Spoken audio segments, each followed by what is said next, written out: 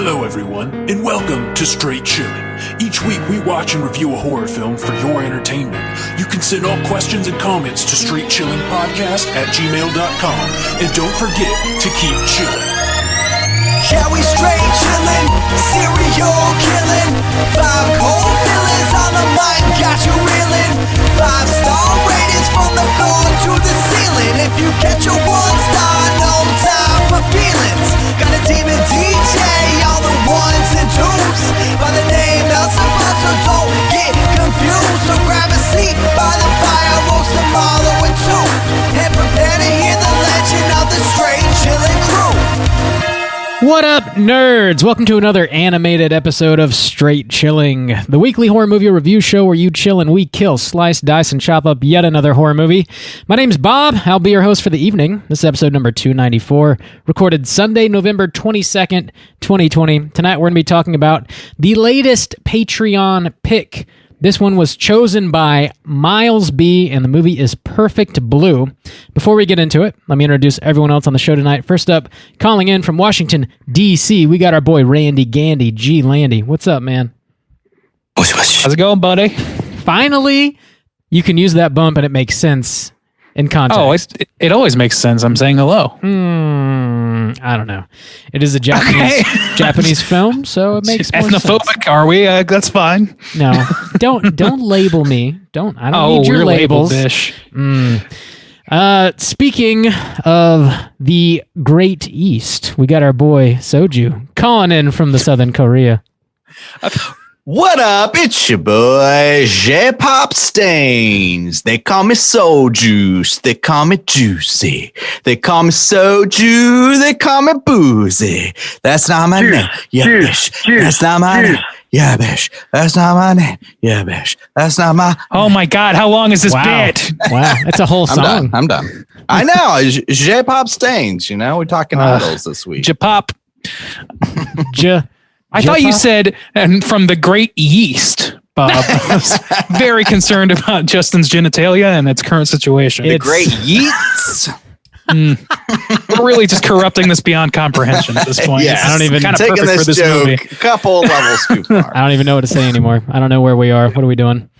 We're talking about stroking. We're definitely not stroking. Not with the old yeasty. Speak for yourself. Yeasty over here. Yeast stains. The yeasty boys. Before we get into the main event here, let's tackle a little bit of housekeeping.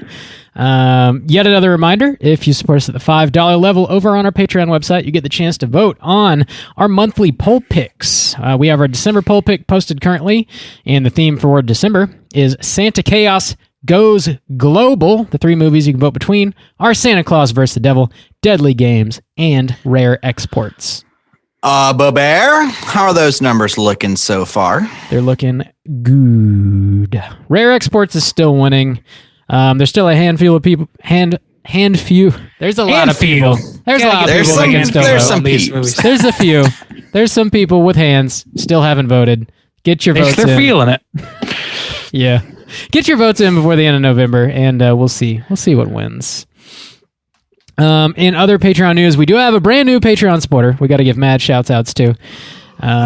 Big thanks to In a while. Papool for signing up and supporting us on Patreon. Every dollar you guys contribute goes right back into the show, and we greatly appreciate it. As is tradition around these parts. Here we go. We owe you the Straight Chilling salute. This one is for Papool. Slap my ass! Thanks for the ass slap. Thank you for the old ass slap. God bless. We appreciate it. Juice, Randy, do you guys have any housekeeping? Let's see. Bob, you were on a guest episode recently. Is that correct? I'm taking your housekeeping. Yeah. I'm turning your Let me housekeeping. just tidy up your house for you. I mean, I didn't want to get it all out there in one go. You know, I figured we could Juice, if you want to come over and clean up around here, that'd be great.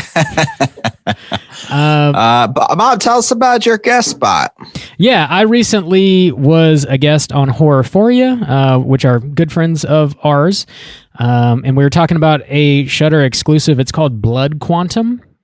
So we talked about that this past Friday. Just search Horrorphoria anywhere you get your podcasts, and that should pop right up for you Also, I love that. Sorry. Blood Quantum is something I didn't really know a lot about going into. But if you're looking for like a horror movie that might be good to watch around Thanksgiving, because there's only a handful, I'd recommend Blood Quantum for Thanksgiving horror. It kind of fits right in. Check it out. When you said that name, I've never heard of it either, and I immediately was like, it struck me as like an automatic band name generator title. It does Yeah, sound it's like kind of that. got that feel, huh? Blood Quantum 63. Yeah, A little uninspired. maybe, but maybe not. Maybe if you watch the movie and know what it means, I mean, it could mean a lot. Well, Does it mean something? maybe. Because we watched a movie this week Yeah. that maybe doesn't do that. It does have a very specific meaning that it's smart. It means a thing. Oh, it's I know Shudder's listening, so if they could get their asses over to South Korea, then maybe I could watch it. You sons of bitches. You gotta buy Juice the has Blu-ray. Juice the has a Blu-ray. pinky too. He wants to put that shit out. He wants to sniff that fart. Sniff Wants to enjoy it. Sniff I it. want to. I do have one more item to tackle real quick before we move on from housekeeping. We're going to be hosting a watch party this Wednesday. Bring your favorite watch. My timepieces of Casio. It's going to be a great party. We're going to watch time fly by. This Wednesday, November 25th at 9 o'clock Eastern Standard Time. We're going to be watching Blood Rage. Blood Rage. Speaking of Thanksgiving Quantum Blood horror. Rage. Quantums. Hell. Yeet. Yeah. So if Where's you- that filmed, Rob? Blood Rage was filmed right here in the lovely Jacksonville, Florida. It is. What? And boy, does it show off the city's sights. It doesn't at all. Not even close. But it's a Old great. university. University. Thicketed walking area of the woods. Yeah. Well, they're nice woods. Beautiful. If you want to join in on that watch party, we're gonna blast out a link to join in on Zoom just before showtime. Everywhere you find us on our social media, we'll have a link on Facebook, on our Slack channel, Instagram, Twitter, all that. So keep your eyes peeled. It's a solid 80s slasher, and it's definitely Thanksgiving themed. So join us Wednesday, November 25th, 9 o'clock Eastern Standard Time for some Blood Rage. Be prepared to be bedazzled. Be prepared. Be prepared. All right. Because that movie is something else. It's Man, it is. no movie has better embodied the term bedazzled as that film. Not even Clueless. Clueless? Not No. Yeah. Is that? I never saw that movie. I don't know Wow. what the connection is. I assume there's a lot of bedazzled items, right? That's what they put the little jewels, the sparkly jewels. Oh, the on stuff. assumptions are flying, Rob. I Oh, see. Just throwing out the assumptions. you know it. You know it. All right. I think this house is officially squeaky clean. Let's go ahead and get into the main event. We're going to be kicking it off with the back of the box. What's on the back of the box? You got this box, Bobby? Yeah, Yeah. you got this box, son. Got it right here. I got Nice. it. So we're talking about Perfect Blue from 1997. This was directed by Satoshi. Oh man, I'm so sorry. I'm so sorry in advance. Satoshi Kon, I think. It was written by Sadayuki Mirai, I think. This is also based on a book, which I did not know. What's it called? Oh, I don't know, man. I'd have to. Yeah. Don't put me on blast quite yet. I got to read this synopsis and then I can Okay, all find out what it's called. All right. Synopsis is as follows. Rising pop star Mima has quit singing to pursue a career as an actress and model, but her fans aren't ready to see her go. Encouraged by her managers, Mima takes on a recurring role on a popular TV show when suddenly her handlers and collaborators begin turning up murdered. Harboring feelings of guilt and haunted by visions of her former self, Mima's reality and fantasy meld into a frenzied paranoia. As her stalker closes in person and online, the threat he poses is more real than ever. All right. Gentlemen, have you seen this movie before, and would you recommend people check it out? Randy? No, I had not seen this movie. I guess this is a pretty well-known thing because I went and scoured the internet afterwards, and I guess it's somewhat known in the anime circles. I just don't know that world really at all, so it was new to me. I would recommend it, but you really got to know there are some strong, uncomfortable sexual scenes in this movie. So just be prepared for that. Do not. This is not Dragon Ball Z, man. Film? Nah, this ain't family oriented. So just know that going in, which I mean, pretty much everybody knows to check for that shit. It's just that there's some brutality in this, is all I'm saying. R-rated animated film, for sure. Yes. Know that. There's some brutality. Was that a recommend or no? Oh yeah, it is a recommend just with that knowledge. Gotcha. Yeah. Knowledge is power, as all. Heard that. As we all know. Juice, what about you? I had never seen or heard of this movie before either. I'm not a big anime guy. And so I don't know even the big ones. This is from the 90s. So it's been around a while and I've still never heard of it or anything like that. So it just goes to show how low my knowledge on this subject is. But I would recommend, it's a pretty interesting animated film for adults. It's pretty good and it's short. It's easy to get through. It is. Yeah, it's only like 80 minutes and it was really easy for me. It's like on YouTube, I think. It's pretty easy to find either way. I would recommend that you check it out, but it definitely does have some weird sexual stuff going on for cartoon, which is weird because we're not as big like in American culture. Like for cartoons, it's just not as standard. So I guess if you're used to animes already, then maybe it's no big deal. But so that is kind of a weird thing. But yeah, I would recommend people check it out. Bob? Yo. You bought this Blu-ray. Yes. Had you seen this movie before? Did you buy it for this cast? Yeah, I did for this cast. Oh, okay. Okay. So had you ever heard of this movie before and would you recommend? I'd never heard of it before, but just scouring online, Blu-ray.com, I saw it, very highly ranked as far as like a movie that people buy frequently. And I was like, okay. what is the deal with this Perfect Blue? And, we had a couple people on the Slack channel talking about it after Miles picked it for us to review. There's a couple people talking like really highly about it. So I guess it is kind of known. Three of us just aren't super steeped in anime. Yeah. Real diversity of opinion happening here. Yeah, unfortunately. But it is known. As usual. And I definitely enjoyed this movie. It is extremely uncomfortable in certain scenes, and it's more uncomfortable to watch than I was anticipating because it is like an animated movie. You kind of assume it'll be easy to, I don't know, just watch, but disassociate. Yeah, it's pretty heavy hitting. So I would recommend it if you're into anime. If you are, you probably already have seen it. But if for some reason you haven't, I would recommend it for sure. Very psychologically terrifying. So yeah, that's a recommend. Solid recommend from the Straight Chilling crew. All right, let's go ahead and drop the spoiler warning and we'll go ahead and get into the rest of the movie. Here we go. Spoiler warning. Oh shit! Here we go.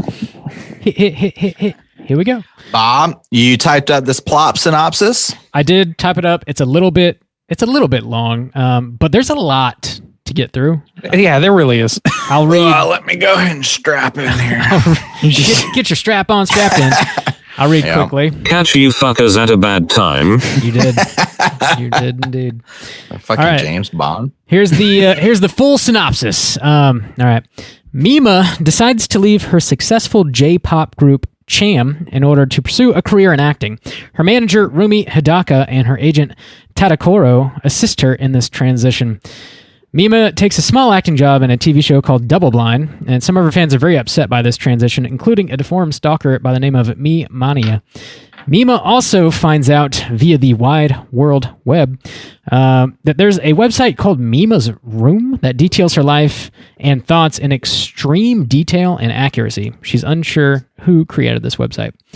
Mima eventually gets a larger part in Double Blind. However, her new character has a rape scene in a strip club. Against Rumi's wishes, and Mima just generally is pretty reluctant to take the part, but she takes it anyways. She's treated fairly professionally during the filming of this scene. However, it's still pretty harrowing. This traumatic event, coupled with her regret of leaving Cham and also her being stalked, Her agent also gets severely injured, and then she also just sort of becomes obsessed with this Mima's Room website. She kind of begins to experience some psychosis and can't distinguish real life from her acting career anymore. People who have assisted Mima in this new leg of her career start showing up dead. Mima finds some bloody clothes and a murder weapon in her closet and begins to wonder if she herself is the killer. Mima eventually shoots the final scene of Double Blind, in which her character is revealed to be the killer and has assumed the identity of her sister. After the crew leaves the set, Mimania attempts to kill Mima as he thinks she is a Mima imposter, and the real-life Mima has instructed him via email to take her out. She does successfully knock him out with a hammer. Rumi finds Mima backstage and takes her home. Mima then finds out that Rumi is behind the Mima's Room website. She's also behind the killings, and she manipulated Mimania. Rumi She licked my asshole a little bit. She didn't do that. Rumi apparently developed a second personality she saw as the real Mima and attempts to murder Mima in order to preserve her innocent pop idol persona. There's a chase scene that ensues throughout the entire city. Mima knocks Rumi out and narrowly saves her from getting hit by a bus, and then the film ends with Mima visiting Rumi in a nursing home. She's now a famous actress, and the nurses recognize her but ultimately assume she's just a lookalike. Mima then confidently proclaims to herself she is indeed the real Mima. That's the end of the movie. There you go. So, yeah, I need to drop a little bit of trivia on this because I think it could affect the way we talk about it a little bit. Drop it on top. So, and I'm not exactly sure how this is done because I watched like with subtitles. It wasn't dubbed or anything. Mm-hmm. But in some trivia I read, it said that in the film that was released in Japan, the last line where she says like, nope, it's me, or whatever she says, is actually delivered in Rumi's voice. Oh, really? Yeah. Jesus Christ. It's not done, but it's kept with the same voice of Mima? Mima, thank you. Mm-hmm. In the US version. Yeah. So there's a difference there in how people get this movie. That is yeah. That really throws a wrench into my whole deal. Randy. Yeah, there's a couple different ways to interpret this movie, especially with the two different endings. That's I watched the dubbed version, so it did end with Mima actually being like Mima, I guess. But if you watch the original, I guess, Japanese language version, then it's supposed to lead you to believe that maybe Mima and like her agent are like maybe one person, like they're inhabiting the same body, perhaps. I don't know. Or even, I read one that was saying like during her psychosis, she started taking on like the persona of Rumi. Like they kind of switched. Okay, I got you. And in order to like feel like she internalized. Herself. Yeah. I mean, I guess, I don't know. We should probably work through the movie before we start theorizing that because there's a lot of evidence in one way or the other. Yeah. So this was an interesting flick because this movie seems to like, here's something I think we need to cover. Okay. After I got done watching this movie, I felt like I was missing something culturally. You know what I mean? Like there was something about this that I was like, I don't think I'm really getting this. So I went and checked out a few YouTube videos on the subject just to sort of like get my head around this a little bit. And the thing that really sort of like made it clear to me what was going on in a way that I wasn't really through the events of the film was the cultural significance of what's considered a pop icon in Japan. Oh yeah, I can. And that's actually a big thing I wanted to talk about too. Do you want to cover it? You probably know more than me. You're more steeped in Eastern culture. Well, yeah. And this is in the 90s, but I mean, this is something. So, I mean, I know you guys grew up with like, you know, Backstreet Boys and NSYNC. That was during y'all's time or whatever. But from an American New Boys on the Back Block. From like an American perspective in that kind of way, that was like a trend that I see is kind of like faded away, you know, like, yeah, there are still pop stars and icons and stuff like that, but like that whole boy band type situation. But that's not the case in Japan, even Korea. Like it was popular back in the 90s and it's still very prevalent and popular now, to the point where when I first moved to Korea was right when like BTS was like taking off, especially internationally. And so I've had a lot of classes with some adults and high school kids where we talk on this specific subject. And it's actually one of the most disturbing things about living in Korea that not a whole lot of people like see it and or like think about it in the way I do. I guess coming into it completely foreign to the idea. But I mean, essentially what happens with these groups, they are like owned by a company. Like I mean, in my mind, honestly, they're like weird slaves. Like seriously. So I'll touch more on like BTS because that's the most knowledge I have because it's very prevalent now and so many people love them in Korea and now like so many people love them internationally in America and stuff like that. But these are now, I was doing some research because of this movie. These are now mid to late 20-year-olds who are essentially signed into a contract. And it's to the point where like idols are not allowed to have like public or maybe even relationships. Yeah. Because the idea is like from the company, they're essentially owned by the company. And the idea is like they are the theoretical like boyfriends and or girlfriends of like the country of like the youth, like that's their status. That's how people see them. And so like, I mean, it's part of the products. Like my students would buy these books that have like notes in them and like pictures of these idols. So it's not just about music and it's not just about music video. It's like, it is a big cultural identity thing where people see it as like, this is my boyfriend or this like in a way or it's that the relationship is similar to that as I understand. It's not that you actually they don't at least a healthy version of that isn't that you think that you have a boyfriend or girlfriend. The unhealthy version of that though is that you think that you have a personal actual relationship with this person, but the whole thing that's being sold is not their music. It's their persona as somebody that you can have a relationship with in the form of, you know, sending emails to them or following their Twitch stream or whatever it is. And it's just a nonstop job where you don't have your own identity. And it was curious because I was looking into like BTS specifically because I was like, how old are these fuckers now? And like, what's the deal? So like one of them's like 27. It's like his last known relationship was when he was in 8th grade. Like seriously, they sign these kids when they're like 14. They go through this whole like training process. It's essentially like a boarding school. Their parents like allow them to go to this, create a pop star boarding school and they train together. And if they make it, they essentially sign like a 10 to 15 year contract where they essentially are owned by a company. They cannot have a relationship. They can't just have like a regular cell phone. Like, I mean, they are a product of a company for a certain amount of time. And so when people like leave, like there have been instances where people leave a group early, like what happened in this movie, and people do, man, they freak the fuck out to the point where, and so it might be like a cultural thing here, but I have a coworker, dude. I have a coworker. She's 28 years old. She's an American. And she is obsessed with fucking K-pop. She makes things for K-pop artists and like crochets it and shit. So this isn't like in our minds, it's like, oh, 12, 13-year-old girls or whatever.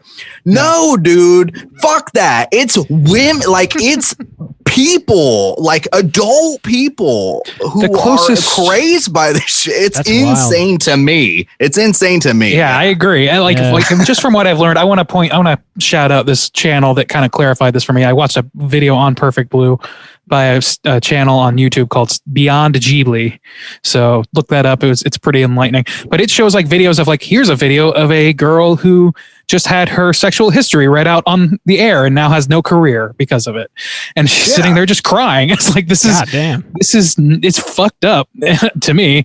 And like, the thing is like, the only Western correlation I can think of that even has the same resonance or will resonate with me is Miley Cyrus and her relationship with Disney before she, went out and did her own thing. Yeah. And because this is an American society, we love it when good stars go bad. And so she just got to be even more popular and a bigger cultural status once Disney was left in the dust. That's not always the case, obviously. And there's still a lot of things that don't really add up for that, because at the time she was for middle school girls for the most part, when she was at the Disney Channel. But like the idea of her having split identities, even on that show, like that was true to real life in some capacity. So I that's the only thing I can think to sort of like wrap my head around it to begin with. Oh, go ahead. I was gonna say I mean, boy bands and like even girl groups like Destiny's Child and shit like that. Like as you're growing up or whatever, Girls, Spice Girls. Everybody like it's like, oh, which one's Pumpkin your Spice favorite? Girls. Like which band is your favorite? Who do you like in the band? So people like kids have crushes on these pop icons or whatever. So somebody I guess just saw that and was like, hey, let's build upon that idea and like flesh that fake relationship, that fake crush out. That's pretty wild, man. I think it's always kind of been like that though in Asia, to where I think it's always been a point of like they almost like represent because, and I think one big difference is like in America we have that like there is a very prominent like Christian purity movement, like we talked about with Teeth and shit like that, where they have things, right. Oh, you're cute. Like this is essentially like kind of like a representation of that, where it doesn't exist in Japan and like Korea. There's a reason they don't have relationships, because purity is what's being sold. This pure figure. Yeah, and like the identity, it's essentially like the identity of the youth of the country, kind of. It's essentially like, what do we want our youth to like look up to? What do we want our youth to like? Yeah, they're designed. If I understand correctly, there's like a huge issue in Japan specifically. I don't know about Korea, but like adults are like procreating less and less, and they're just becoming genuinely disinterested in having relationships and becoming physically intimate. So this is just like even more important in a place like that. Is like blowing the fuck. It's fucking mine. I'm sorry. Okay. Oh Jesus! Bob over here. It's the Slack around channel. here. That means big Slack money. Channel's going ape shit. Guys, you're actively infiltrating the show. Yeah, you're ruining the show. But it makes sense if you're living in a country like that where relationships are just few and far between, that you would want some sort of like manufactured stand-in replacement, that you could just in your own time like maybe fantasize and then go back to work or whatever you're doing. It makes sense that would thrive in a community like that. Well, especially in a world where the internet's taken over, and this movie deals with that directly in a time where that was not well understood, and it still really isn't. But the idea of like using a computer screen as a sub stand-in for human relationships. You can have human relationships on the computer, but you can't have them purely on the computer, or else you become something else entirely. Which is what people are having.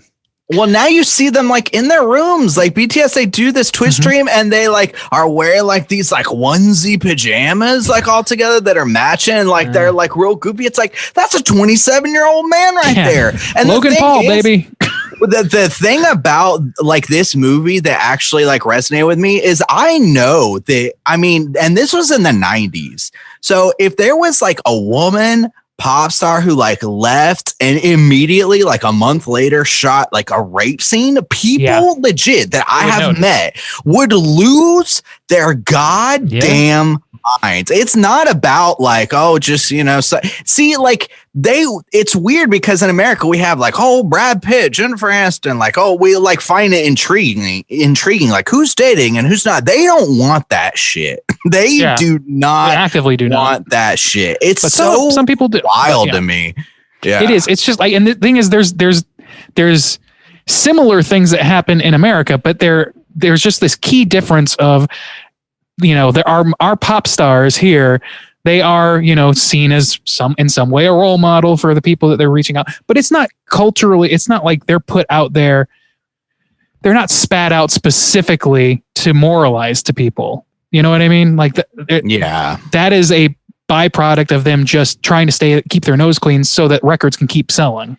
It would be like if Santa Claus like had a rape video, or but it's like I'm just saying it's like an icon that you Oh think God, of it. yes, come with me. It's designed specifically to be like good and pure and like whatever. And then, but it's a person that wants to make their own decisions and shit. It's not some mythical thing that somebody just wrote up on a page. These are real fucking people. And that's the problem. There have been countless accounts of people like old, K-pop stars now, like 10 years later. A lot of them I say a lot, but they commit suicide. Like this is a thing where people get involved in their lives and they kill themselves and shit. Yeah, I mean, they essentially at the age of and this is the problem. They sell their privacy and their personality. Yeah, their fucking parents do when they're goddamn 13 years old. It's essentially sign their kid away to a company, to a fucking company that you can't make, and then you're stuck with this company as you're growing as an adult. So your sense of what is real and who you really are don't even get a chance to develop.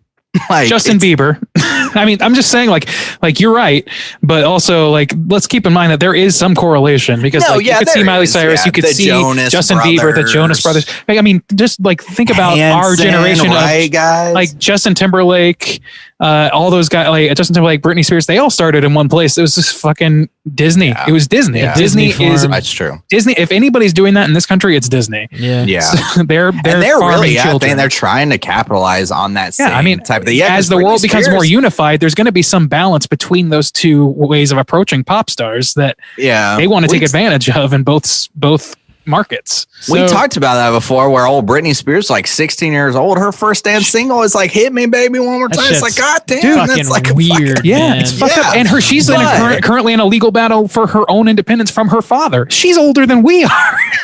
Yeah, but and see, that's the thing where it's at the time it was on the fucking radio. Who's saying shit? Nobody was saying shit. No. What? I remember Brian Poisson did this bit who was like, they don't ever show the real Britney Spears fans, which are guys my age. Yep, that's true. Fucking that's gross. Yeah. God damn. So suffice it to say that the psychosis our character in this movie, Mima, is facing is certainly grounded in real events. That's an interesting topic. Yeah, it is very interesting, and I'm glad we had that discussion. But it provides a shitload of context for this movie, and it makes this movie even more horrific knowing that shit is based in reality. It's dark, man. It's not. The thing is, they're telling a story in this movie about identity. That's the whole thing: is who are you? Who are you really? What are you selling of yourself? What have you given up to be the person that you are? Did you give up an essential part of yourself to become the person that you're trying to become? Yeah. All those questions are laid out and they're filtered through this lens of the pop idol in Japan. So it's really important to cover that, I think. And it's crazy to think too, honestly, this is my opinion, that from what I've experienced, that it's not even as brutal as it could be, because honestly, if this girl, she jumps from a K-pop star now, of course, or J-pop, now her group's not big because she says we didn't even chart at the time. So maybe there is more reality in that. But honestly, if somebody here did a rape video, people in this movie, they're perverts maybe, or oh yeah, she's doing it or whatever. And then there's the one dude who goes collects all her nudie mags or whatever that she does. But crazy people lose their goddamn mind. I don't even think they pushed it as far as it would go. People, society would fucking freak the fuck out. Yeah, man. in this movie, by and large, people just abandon her. They abandon her. They're it's not that they approve of it, because you see all these other people saying I guess she sold out. Yeah. Who cares? That show's terrible. And all these things talking about her acting career as she's going deeper and deeper down that rabbit hole. But then there are the diehards who, and they even make fun of them. These other guys are I bet the what's her name? Mima? Yeah, they do. Yeah, Mima. I bet the Mima stands are out there freaking out right now, and the guy's standing right there, freaking out, freaking out because of the magazines that now have full nudes of this girl who used to be a beacon for purity and used to be a person that he thought he had a relationship with. Yeah. A beacon to the point where he's stalking her. And they made that dude super creepy too. Yeah, they did. It's always weird that these pop idols are supposed to represent purity, but they're always like sexualized as hell, like wearing tiny skirts and dancing. And they're like lyrics too. They are like, especially like BT. It's weird for me because I'll have like 10, 11, 12-year-old girls, and it's so clear that it's sexualized. But when you're 12 years old, it's not clear to your mind. But to me, as a dude coming in who's like, hey, like maybe we should turn this shit off. Like, because it's freaking me the fuck out, honestly. And like, it's like, and the thing is that the fact that that's the case and they're not making the decision to do that themselves, that it's something that is a byproduct of being more or less owned, their personality owned by a corporation like that. Oh, yeah. That's what makes it so fucked up. Like, it's one thing for a kid to be learning about their sexuality and shit like that amongst other kids, but to be sold, to basically sold into a personality where you're saying, no sexuality while also booty dancing on the girl next to you. Like, that's a little ironic, I would say. Yeah. And I guess ironic. Our character Mima tries to break out of her pop stardom a little bit and pursue this career in acting. And again, she's just sexualized. Like they don't really give her much of a chance at first, but then when they finally do, she's just sexualized. And then even beyond that, she does like these photo shoots. And they're all just like nude photo shoots, and just she's sexualized even further, and it's just like taken to this extreme where she's just full on being exploited. Where like she was being exploited as a kid, as a pop star for sure, but now that she's like outside of that, it's even worse somehow. Well, they're exploiting the parts of her that were well concealed by the PR persona that she embodied before. And it's the fallen angel thing. Like, right, we love seeing dark, gritty reboots of things, just like we like seeing Miley Cyrus turn into a person who booty dances against a guy on national television after years of being somebody who sings Party in the USA. Like, there's a fascination for that. I think that's a great medium though too, because at the center of it too, it does deal with identity. And like, we've done movies like this before where it has nothing to do with, pop stars or anything, like High Tension, and stuff like that. Yeah. That's highly linked still to like sexuality and identity and stuff like that. But I think it's a great medium because part of it, outside of like, oh, there's a fake out and like there is somebody impersonating you, like she's reading this blog and she's like, oh, I guess I went shopping today. And she's like, wait, who am I? Like, I was this teenage girl who like did these pop things, and now I wanted to be an actress, but like, do I really care? Or do like that I'm being like, she recognizes that she's being exploited, but when she accepts the rape role, like she's got a pretty good attitude about it. She's like, my parents won't really like it, but I'm not really getting raped. I want to be an actress. And so it's not until other people are like, oh, you shouldn't do that she's like, oh, well, shit, am I filthy? And she's like, no, I'm not filthy. Well, like, the thing is, the act of acting that out is still dark, no matter how you slice it. No, it definitely is. So like, it's not like it's not going to leave a toll on her too. She's talking a big game, but she's also like, but every actress who's ever had to go through that has done that. Yeah. And many of them to great success. I liked how they handled it, honestly, in the filming of this movie, because the actor is like on top where he's like, hey, I'm really sorry about this. Like, and I like everybody knows it's a transgression, even if it's not even if it's sanctioned, even if it's simulated. And I like that they did that because it did soften that blow just a scotch. And I also made me think, though, I want to point this out. It's also like you could make the argument. I'm not, but I had this thought anyway, that that's a way of concealing. That could be a way of concealing the same sick fascination that I just described about Miley Cyrus. Like, oh, Miley Cyrus is going to be in a rape thing. Guess who's going to be in the audience for that? It's going to be people Brian Bosan's age. No, absolutely. Yeah. You know what I mean? Like, the idea that is the exploitation. Like, they do it, but like showing that as it's like, oh no, but it's simulated. And even within this, it's like, yeah, we can show tentacle porn because it's not dick porn. That's why tentacle porn exists. It's like a way of slyly concealing. You can make that argument. Sure. I wanted to mention as well, like her agent Rumi, who kind of has this like alternate personality that is Mima. She we find out that she was like an ex-pop idol as well, and Yeah. then she went on to like be a manager. So we're presented with like multiple generations of people that have gone through this pop stardom that have been like very negatively affected by it and are having issues with like determining what's real and what is not, and they, you know, just deciphering who the fuck they really are, which is interesting. I don't know how long exactly like J-pop stars have been around.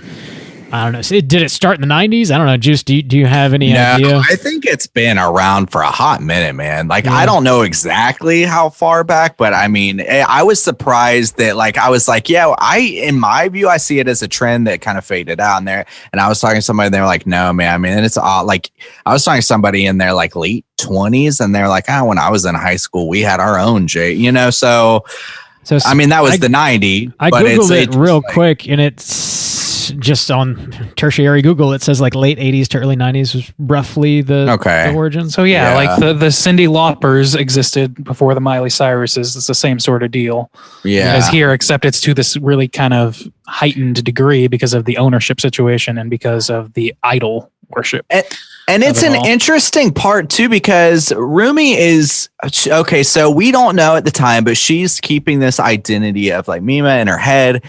And Mima gets to make the decision, like, yeah, I'm going to do this rape scene. Like, you know, I want to be an actress that helps me like achieve my goals. And we see Rumi like watching it. Mm-hmm. And in her mind, it's almost like she's getting raped. So she has to like live. Her dignity's on the line somehow. Yeah, well, and in her mind, she's like watching herself get raped. So in her mind, it's like really happening to her. And we see her like break down, and we think like, oh, she just really cares about the actress. Whereas the actress got to make the decision, where for like Rumi, that's where she snaps and starts killing people. Because after that is when people start dying. And it's essentially like that was her traumatic break of essentially from her mind's perspective of she got raped, which isn't the case, obviously. But it's like, she internalized that, like it's like she sees what's going on with this woman, and she plucks that persona, the PR approved persona, out of the girl as she's simulating rape for an acting scene that she chose to do. She plucks that out in order to protect herself from the reality that, some people can fall from grace. This is a person, not an idea. Yeah. And so she plucks that out and adopts it to herself. It's like, no. That didn't happen to her. That happened to me because I'm that person. That's me now. Like, you know what I mean? So there's this weird dissociative identity disorder thing going on with her. But what's interesting is that we have no real inkling of that until right at the end. At least I didn't. I didn't see that shit coming at all. Me neither. And it's partially because the way this movie handles it, because the way this movie handles everything is like, once it hits a certain point with this movie, reality is just a game at that point. There's they intentionally confuse you. The director intentionally leads you down the wrong path. And he kind of does that from the beginning, right? Because like the very first thing we see is some fake Power Rangers, fake fighting. And then we realize, I'm like, wait, this is the right movie? And then it backs out and it's a stage show. And they do that so many times throughout the course of the movie where you think something's going on, but then it turns out to be something innocent or harmless, or vice versa. You see a spinning like policeman's light, and it turns out to be a kid on a fire truck. Like shit like that happens constantly. But then it amps up to this insane degree where you see the same scene basically playing out slightly differently, like 3 times in a row, of her waking up in her room and then going and doing the same scene and seeing the same creepy guy that's been following her and stopping the scene, you know. And people are like, what? We did this yesterday. Oh no. Oh man, this take's going to kill me. We're going to keep doing it, even though it's definitely a different day. I don't know, man. It's like intentionally confusing, and I think it works to the movie's benefit because that prevents you from being able to see what you would see in most thrillers where there's a twist at the end, which is, okay, well, here are the facts. I can discern what's happening from the facts because the facts are intentionally obscured from you in an extremely confusing way. So I think that's why it works, is all I'm saying. Yeah, it's a fair point. And with that one scene you mentioned specifically where she keeps like waking up and shooting the same scene, and it seems like it's a different day, but it might be on the same day because she's talking about how many takes we're going to do. It's like each time she wakes up, I notice Rumi is like feeding her cake and tea. And at one point I was wondering if she was just being drugged by Rumi, and that's why she was like having all of these that's problems. A great idea. Yeah. I didn't think about that. Yeah, it could be. I don't know. Because but- at that time, I didn't expect Rumi was like the only person I trusted in the whole movie besides her. Yeah, So- there's a lot of questions in it. The whole movie is like extremely misleading up until the very end, where it kind of slaps you in the face, and you're like, "Oh wow, holy shit!" Because you've got this like stalker too who starts killing people, and I started I started wondering if Mima had that person in her brain. I thought that too. She was running the Like website, a teaser Tyler Durden like sort of situation. Yeah, exactly. Like there's so many different ways to because she make sense finds of this. evidence of a murder in her fucking room. But I guess that you can chalk that up to Rumi being there and having her Rumi own has problems. access to her room, and that's Yeah. part of why Rumi like is able to create this website that people visit where it has so many intimate details. Like she knows about her fish, she knows about where she went shopping, but it's because it's her manager, so she handles everything. She has access to her apartment, she has access to her room, she knows how she walks, and she's like everything. The movie really does a great job of making you believe that the tall, disfigured guy is the guy making that website, but like there's no way that he could have all that information, even if he's stalking her, unless he's got like cameras in her room, which I don't think at the time was a feasible thing. So like, it makes perfect sense that it's Rumi at the end, but you don't think that way. It makes it a really compelling case that this is this guy doing this guy enacting revenge on what he considers a slight that's actually being performed by Mima herself, by making a decision to become an adult actress of her own volition. That was a good twist, though, too, because it turns out what actually happens is Rumi is feeding that guy information. She's like emailing that guy. She's emailing him, making him think that she's the real one. Yeah, because she has such intimate details about it. So she's able to convincingly convince this super fan that the real Mima is an imposter. And so that's why he ultimately goes after her, because he thinks the real Mima is like asking him for help. Like, help, there's like an imposter. She's making me look bad. I want to be a J-pop star and shit. And they're not letting me, and like, help. Dude, it's fucking Pizzagate, man. You find a true believer and you exploit them into doing something horrible. Like, it's a solid red herring, because this guy, the way he's presented, is like creepy as hell. Obviously, he's straight up stalking her, but up until like he's full on manipulated by Rumi, he hasn't really like crossed the line just yet. Other than just like watching her do her thing from afar. And then there's a letter bomb, like that. The line of what was his actions versus Rumi's by the end of the movie is very blurred. Also, letter bomb, we know that she's the only thing we know that Rumi did to that guy did on behalf of Rumi's emails was come and attack the real Mima, and thinking that he's saving the fake persona of Mima. So like that's the only thing that we know about that guy. For all we know, Rumi killed all the other people. For all we know, he killed all the other people. We don't know.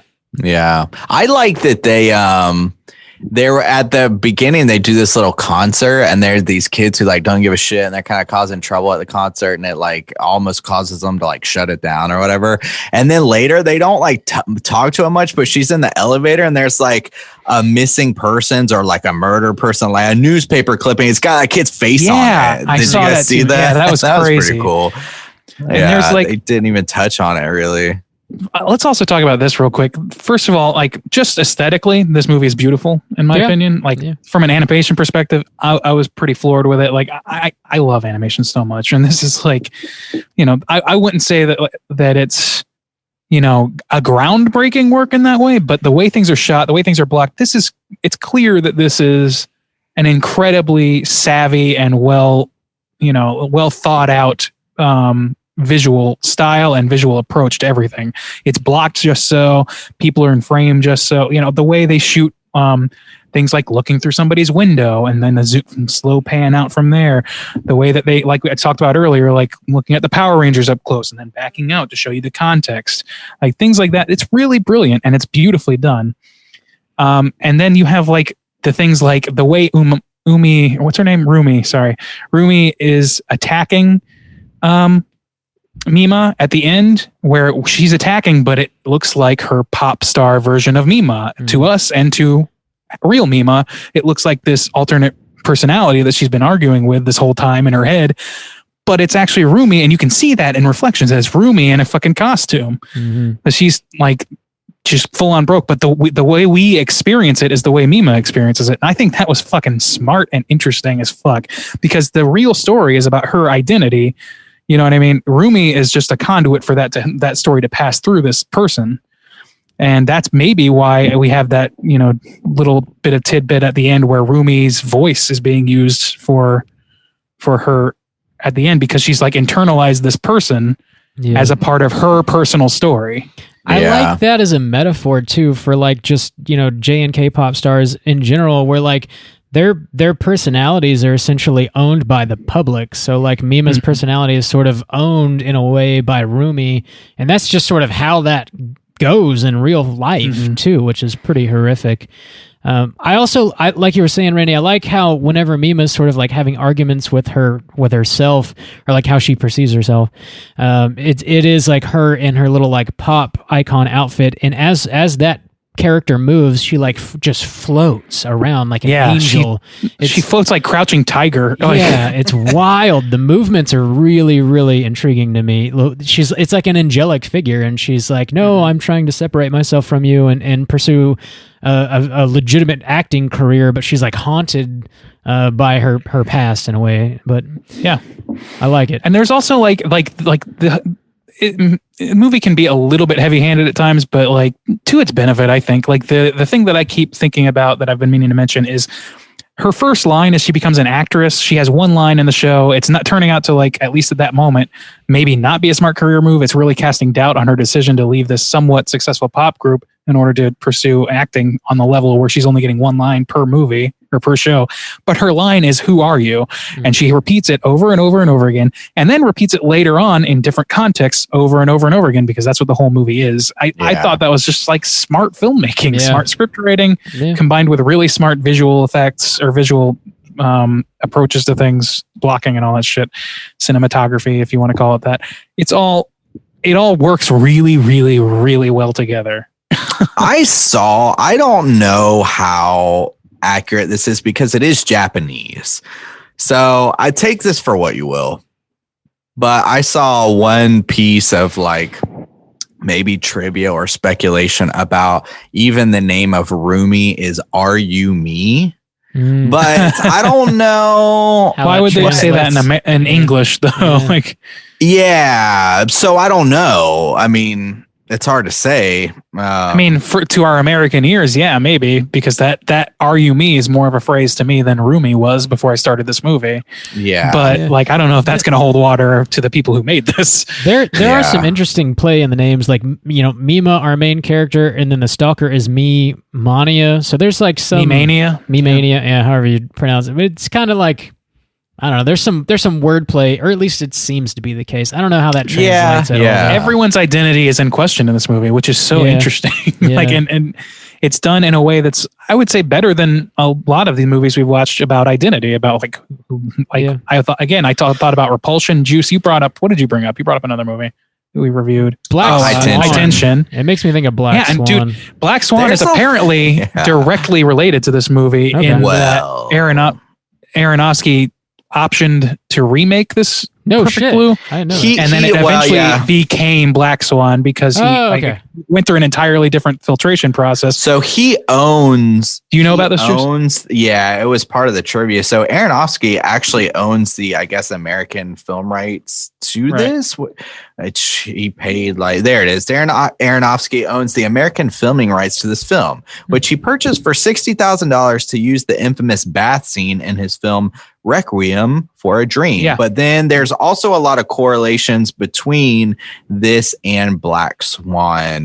Like both films titles contain colors. I don't know about that, but just I guess the amount, like the broken women and trying to there's a lot of shots that seem to correlate. I've seen, like, there's the paintings on the wall or the posters that speak and move on their own.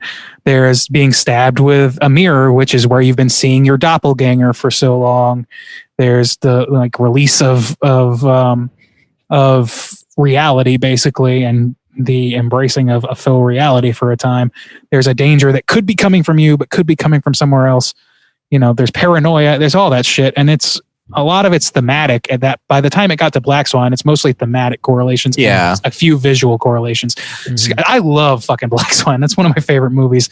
So to know that really clarifies why I like this movie, because it's exploring similar topics. And not only that, but the tone is being not lifted, but being adapted into a different story about a more American process, something that fits more with my Western mindset. Yeah, and if that is the case, and I appreciate it, because he obviously was at least interested in making parts of this film or potentially making this into like a live action film. And so if he is, I'm glad that and he seems like a really, he's a big name hitter. He's a creative guy. So I'm glad that he bad voodoo daddy. I mean, I'm glad he at least took the time to like make it his own, I guess, instead of just making it. But yeah, I could definitely see the connections. It's been a while since I've seen Black Swan, but I've seen a lot of comparisons too.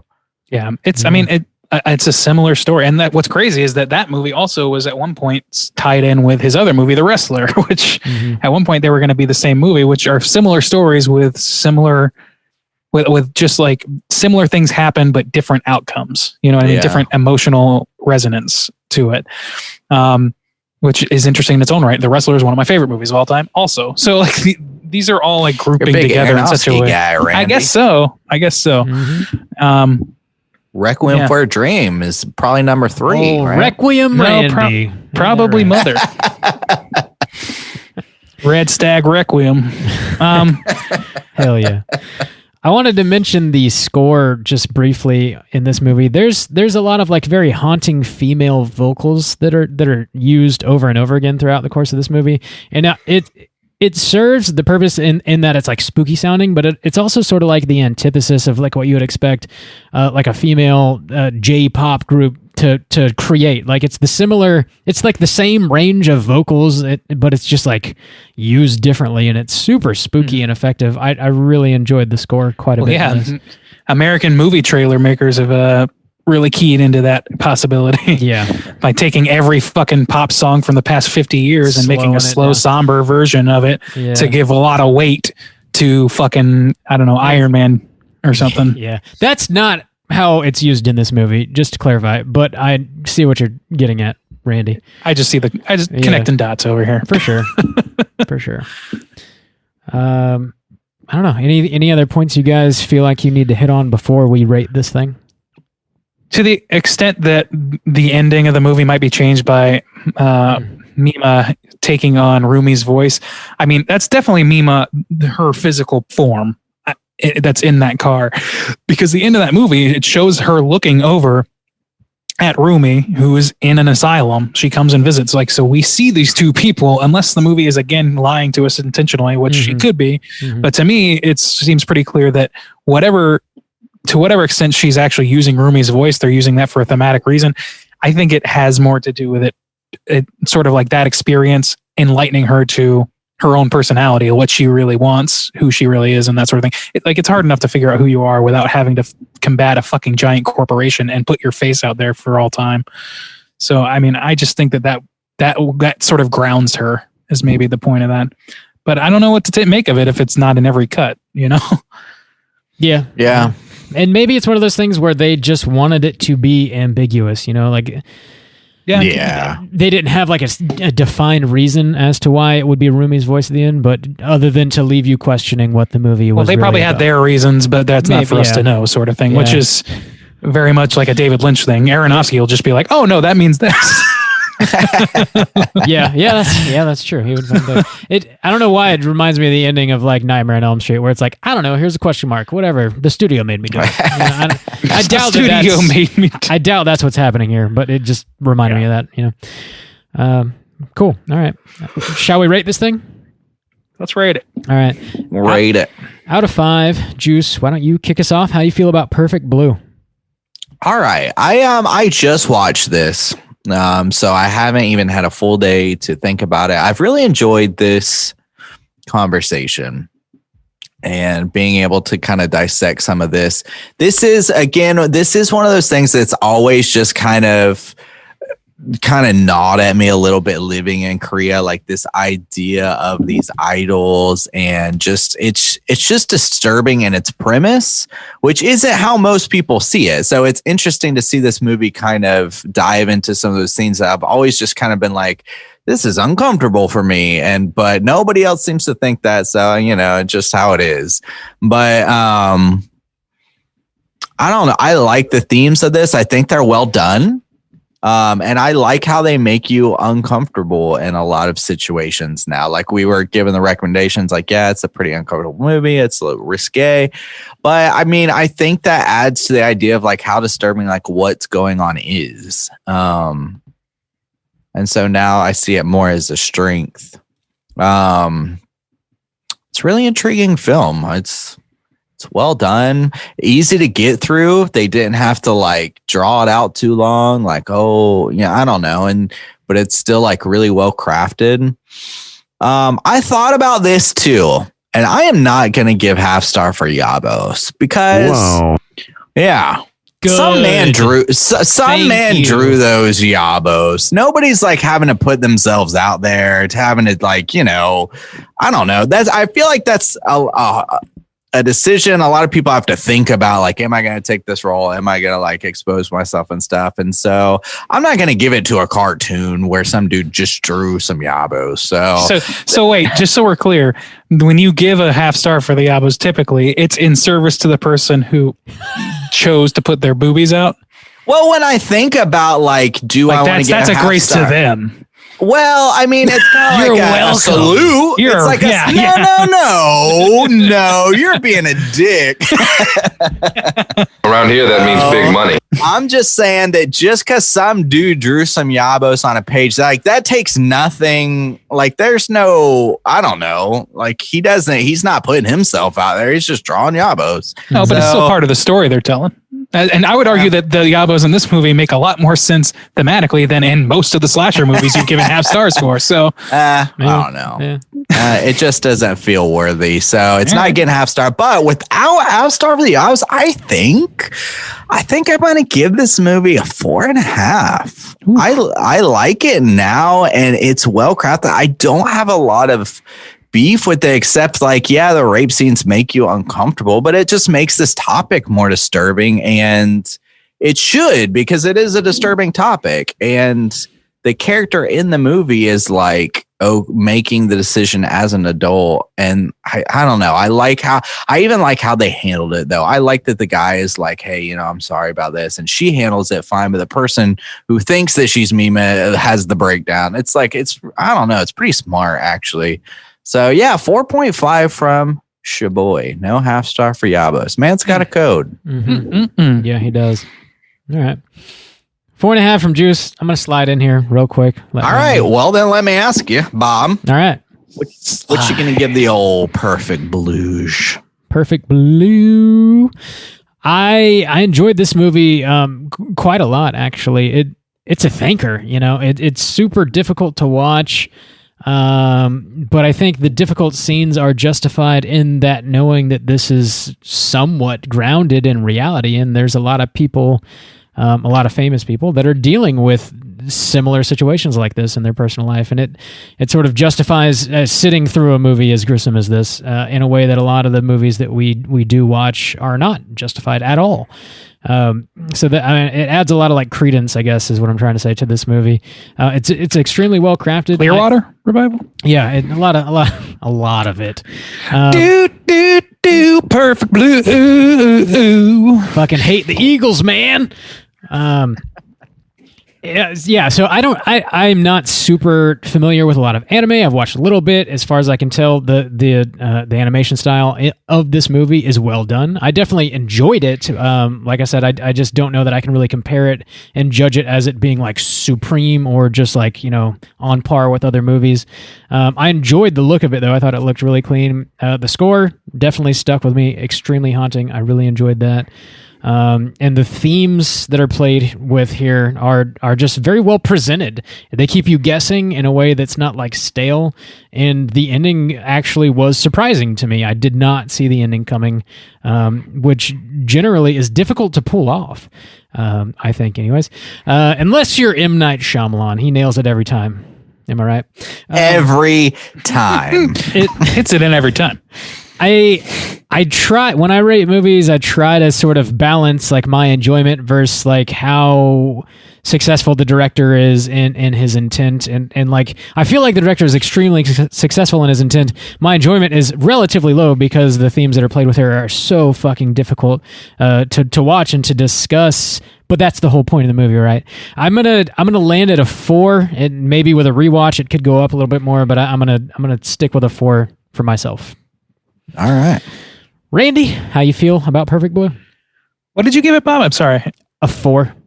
4. Okay. I feel really good about this movie, and I feel stronger about my enjoyment of this movie having had this discussion.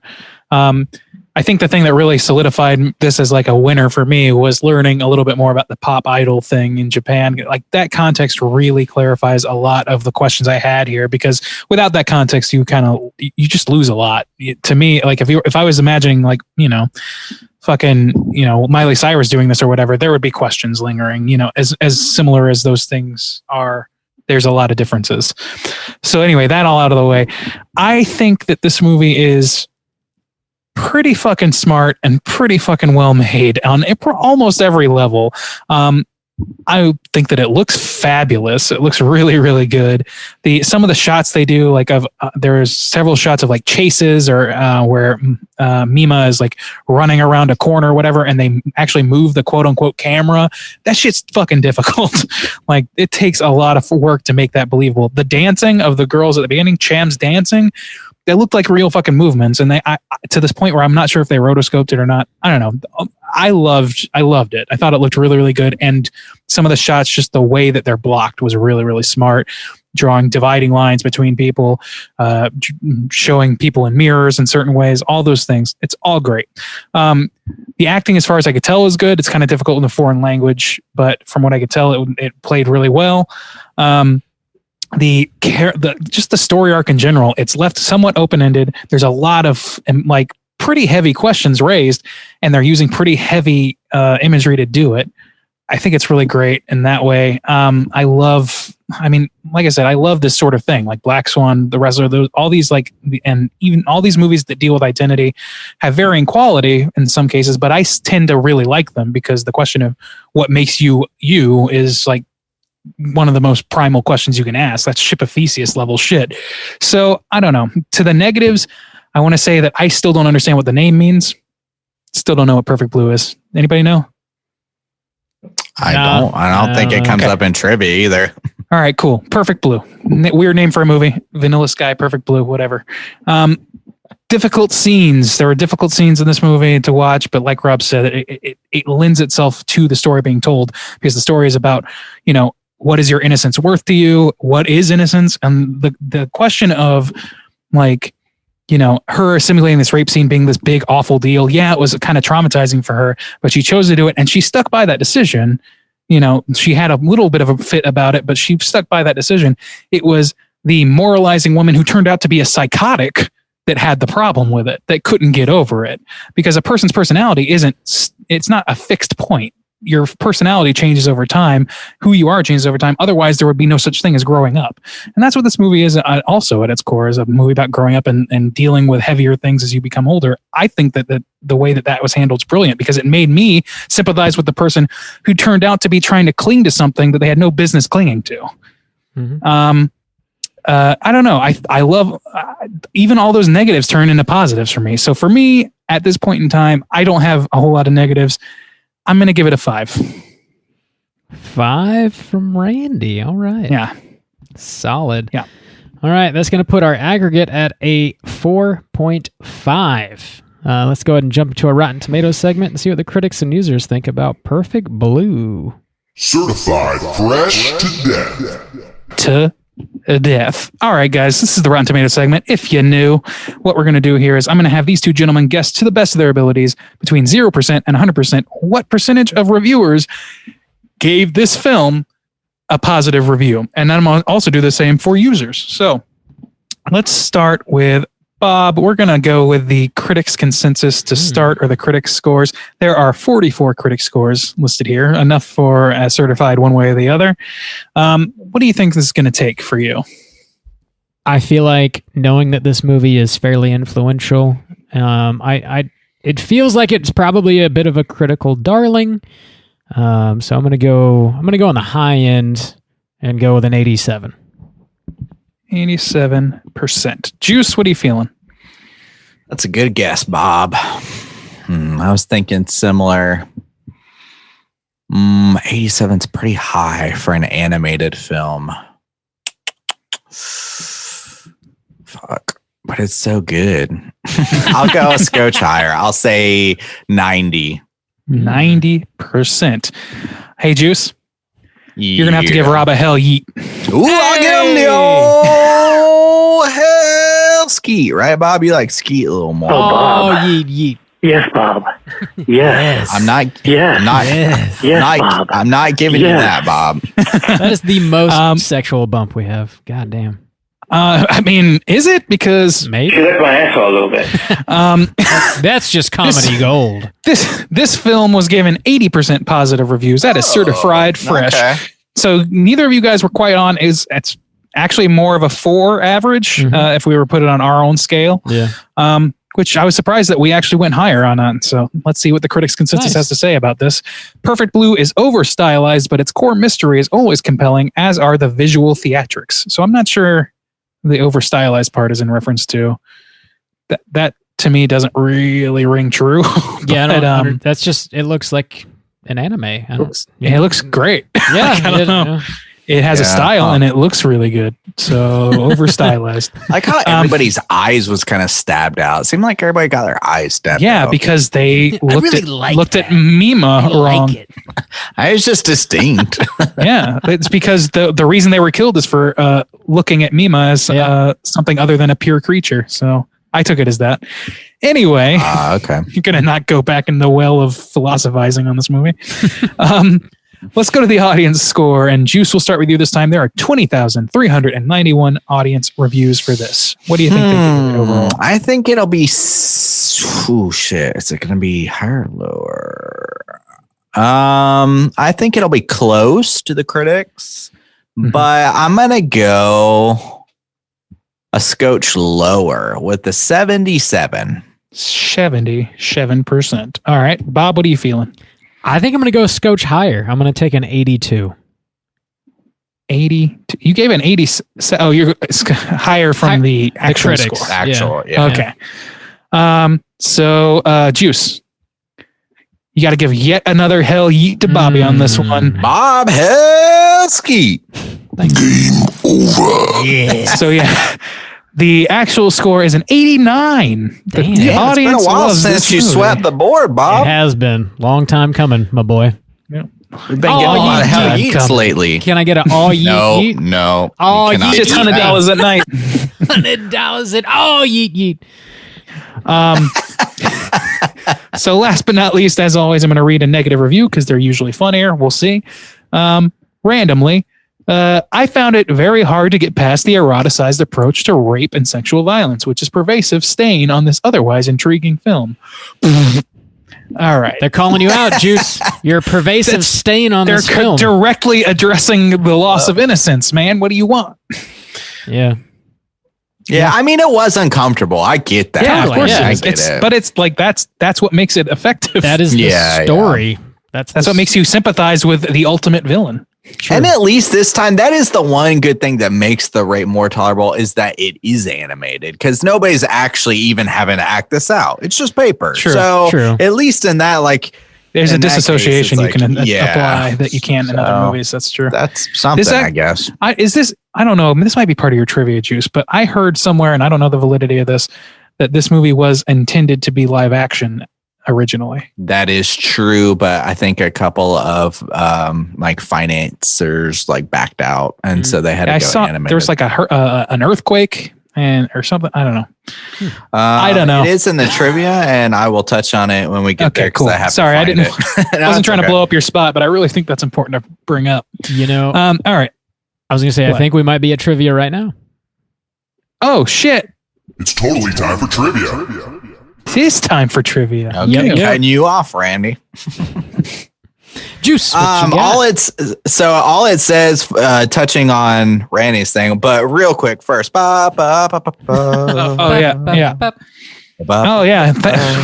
The young in here is singing his Clarissa Explains It All. Justin doesn't want the bump that we have pre-made. He wants to sing his own bump. Juice explains it all. Part of the me generation. Oh yeah.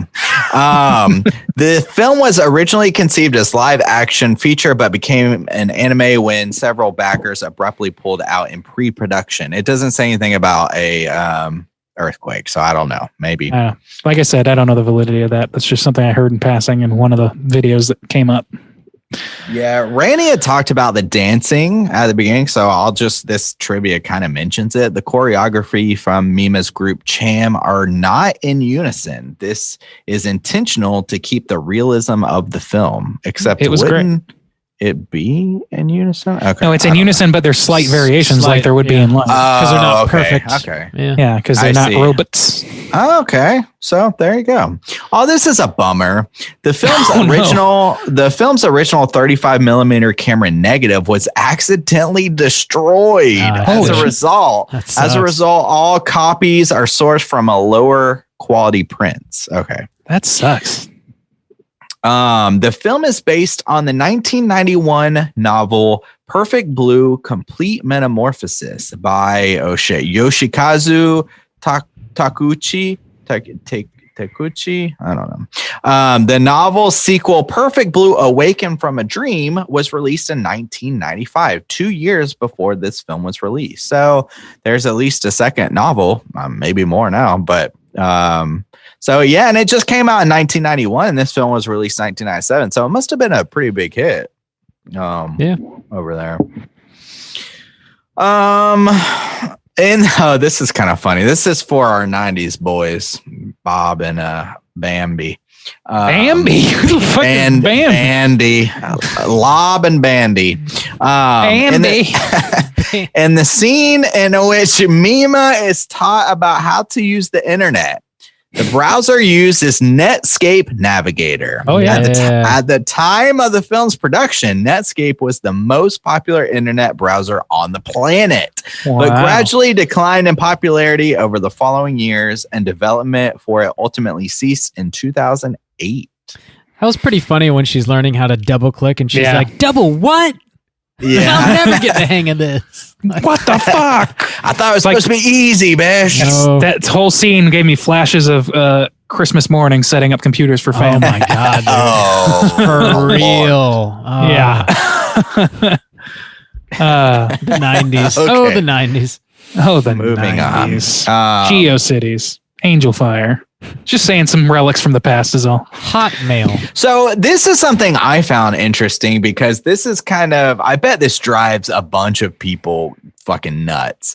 The synth pop song from female Japanese vocals playing in the background of the strip club scene in Perfect Blue was unlisted in the film's credits, not included on any commercial or bootleg release of the soundtrack as of 2020, and not added to the vinyl record album of the soundtrack that was released in the late 2010s. The unknown song was partially included in one of the various commercials made to advertise the film, but as of 2020, the song's title and artist still both remain a mystery. Weird. Although some fans have sought it over the years since Perfect Blue was first released in 1990s. Yeah, people are going to seek that shit out. People get crazy about that shit. And I bet that drives them fucking bananas. Yeah. Yeah. Because there's a full version, or there was at one point. And it just fucking drives them crazy to not have that shit. I lived that nightmare twice. First time was when I became an adult in college, trying to figure out what the song at the beginning of Pete and Pete was. Yeah. But they were saying there was like a whole journey about that, and I read a whole article, like people doing documentaries about it and shit. It was nuts. And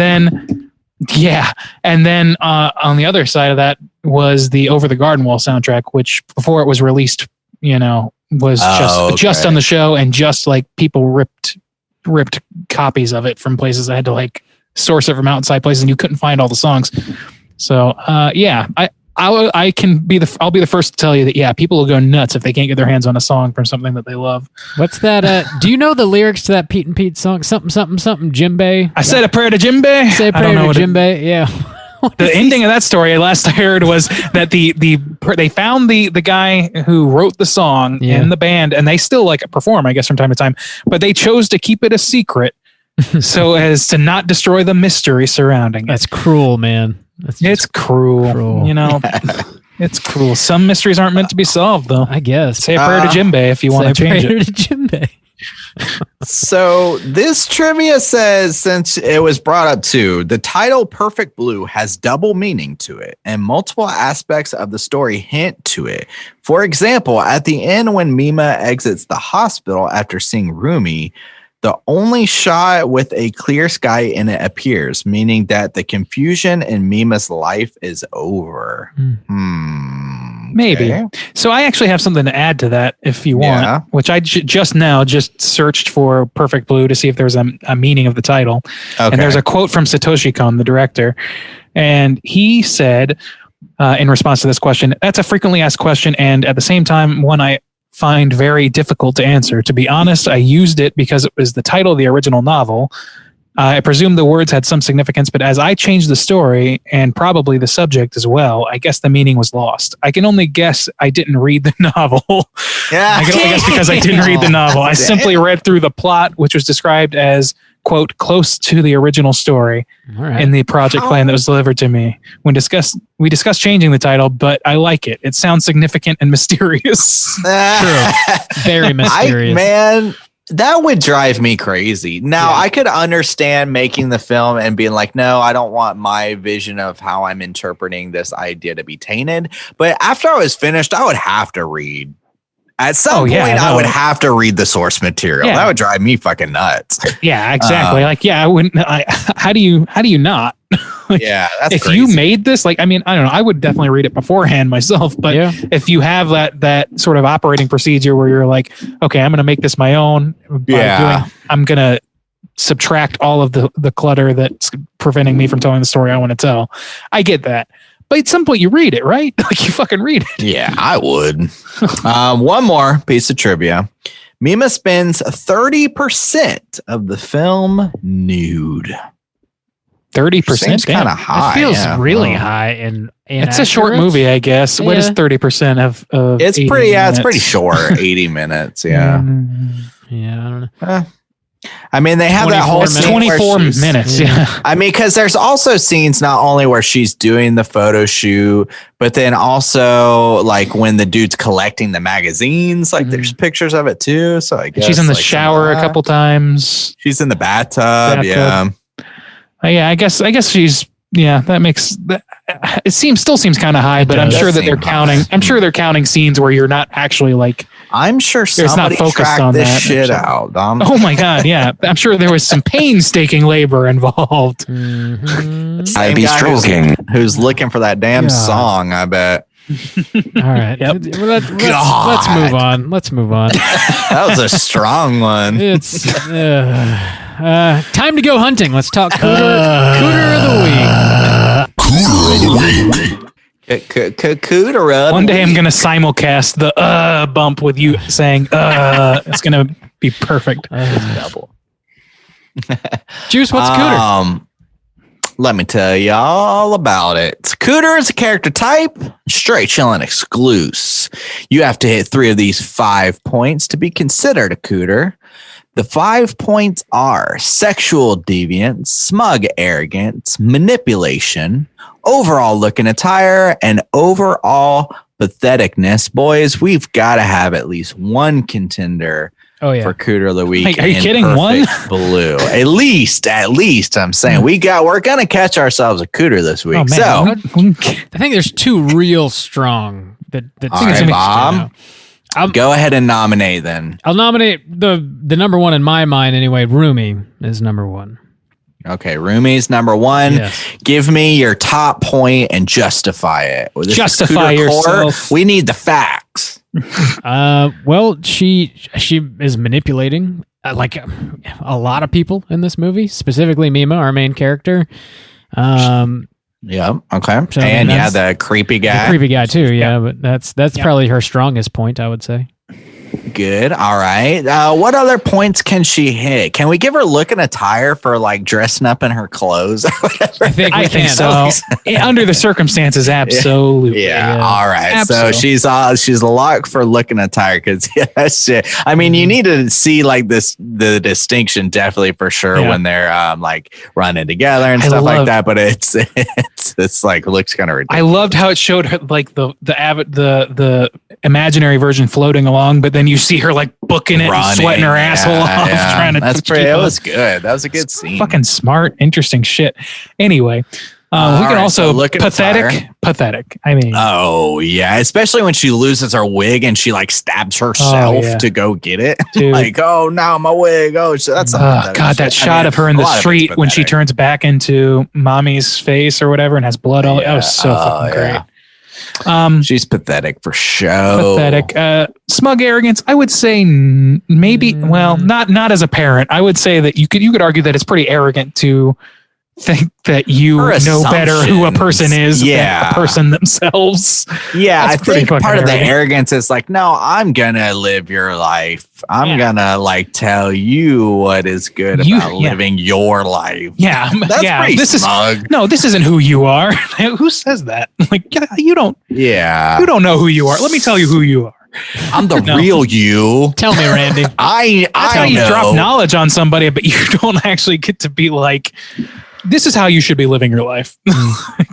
Yeah. Okay. And what's left? Sexual deviance. I mean, I don't think there's a whole lot of sexuality coming out of her. Not out of her. No. Okay. So she's actually she's moralizing. So she does not do sexual deviance. Actually, she's actively anti-sexual deviance. So she hits 4 strong points, I would say, and 1 is pretty negative.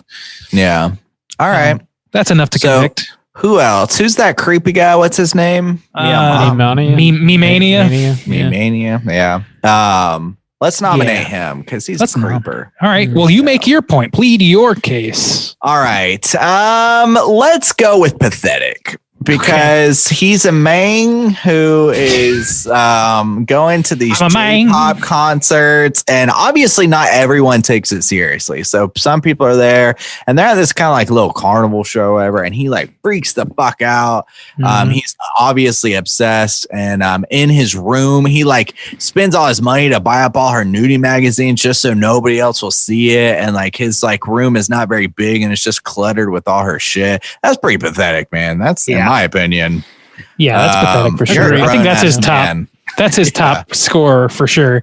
His look and attire, I don't know if you can really give it to him. His look, like physically, he's kind of fucked up, but you can't really give him credit for what you're born with. You know what I mean? Yeah, it's not his choice. He's not wearing like a weird jacket or something. No, yeah. He's a weird looking guy, but he's not. That's just the luck of the draw in his case. Would we give him manipulation in that he's like very obviously stalking Mima and like making her uncomfortable and shit? Would that? I think that depends on how much credit you give to Rumi. Really, that's true. Yeah, you don't know exactly what he is involved in and how far. That's true. I guess like the manipulation. But is he actually manipulating anybody? I don't know. I don't know if he's like kind of a puppet. Like, the only person he would be manipulating would be Mommy and what's her name? Mima. Thank you, Mommy. Whoa, Randy's guys. Yeah, the only person that he could be doing like that. She's the only person that he could be doing that to, and I don't see, without knowing the full, like the dividing lines, the division of labor between him and Rumi is kind of tough to say. I would say yes to both to be safe, maybe. Yeah, he seems like, I guess to me, he just seems more like a puppet. Like he's not really acting on his own accord most of the time, I don't think. I think that's probably fair to say. It's just that, like based on the facts, just the facts, man. Yeah. It's tough to say for sure. Just the facts. Yeah. Which would be another mark in patheticness, really. Like he's Facts, man. Smug arrogance? No, I don't think so. I don't know, man. I think he's got a bit of smug arrogance at that beginning scene at the concert. Oh, he sees himself as a heightened fan. Kind of, yeah. I'm the true fan. Kind of, yeah. I don't know. I think there's definitely some arrogance there in his role in like her life, even if it's like in the fandom and stuff like that. I think there's some. You can make that argument. I mean, he definitely thinks that he definitely feels that he needs to protect her. He needs to. Yeah, and he's obviously stalking her, like to the point of where it's inappropriate, but he still like tries to act casual with her, like, hey, me, like when she's going into like her audition or whatever, her like job acting or whatever. He's like, hey, I don't know. He's just got this. He's too familiar for who he really is. Yep. And that to me is kind of arrogant.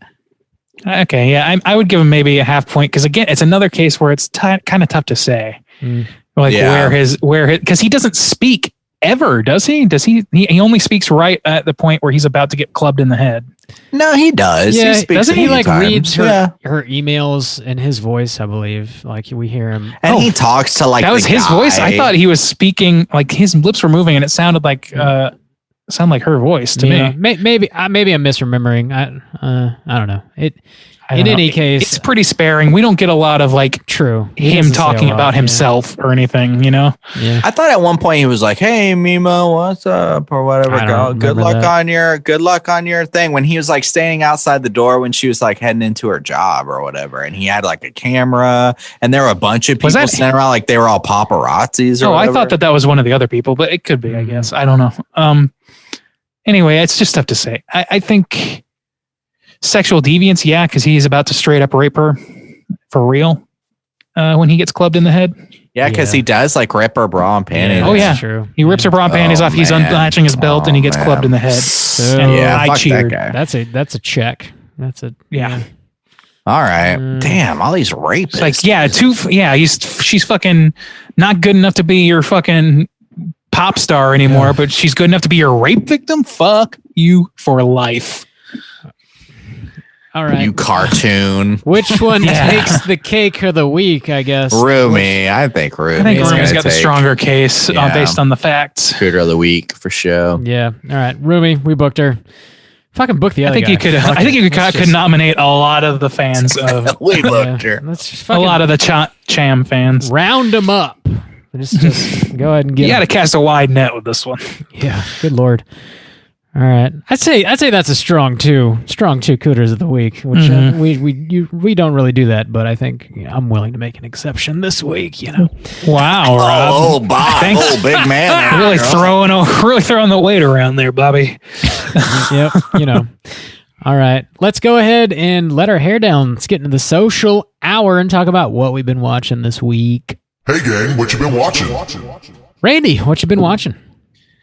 Oh boy, let me see. I watched this week. For starters, this week I decided since I didn't get a whole lot of Halloween action this year because I'm moving and things like that, I'm gonna get a real jump on the Christmas season. So we set up our Christmas tree and all our shit, and we watched both Home Alones, both the ones that matter, back to back, and it was fabulous.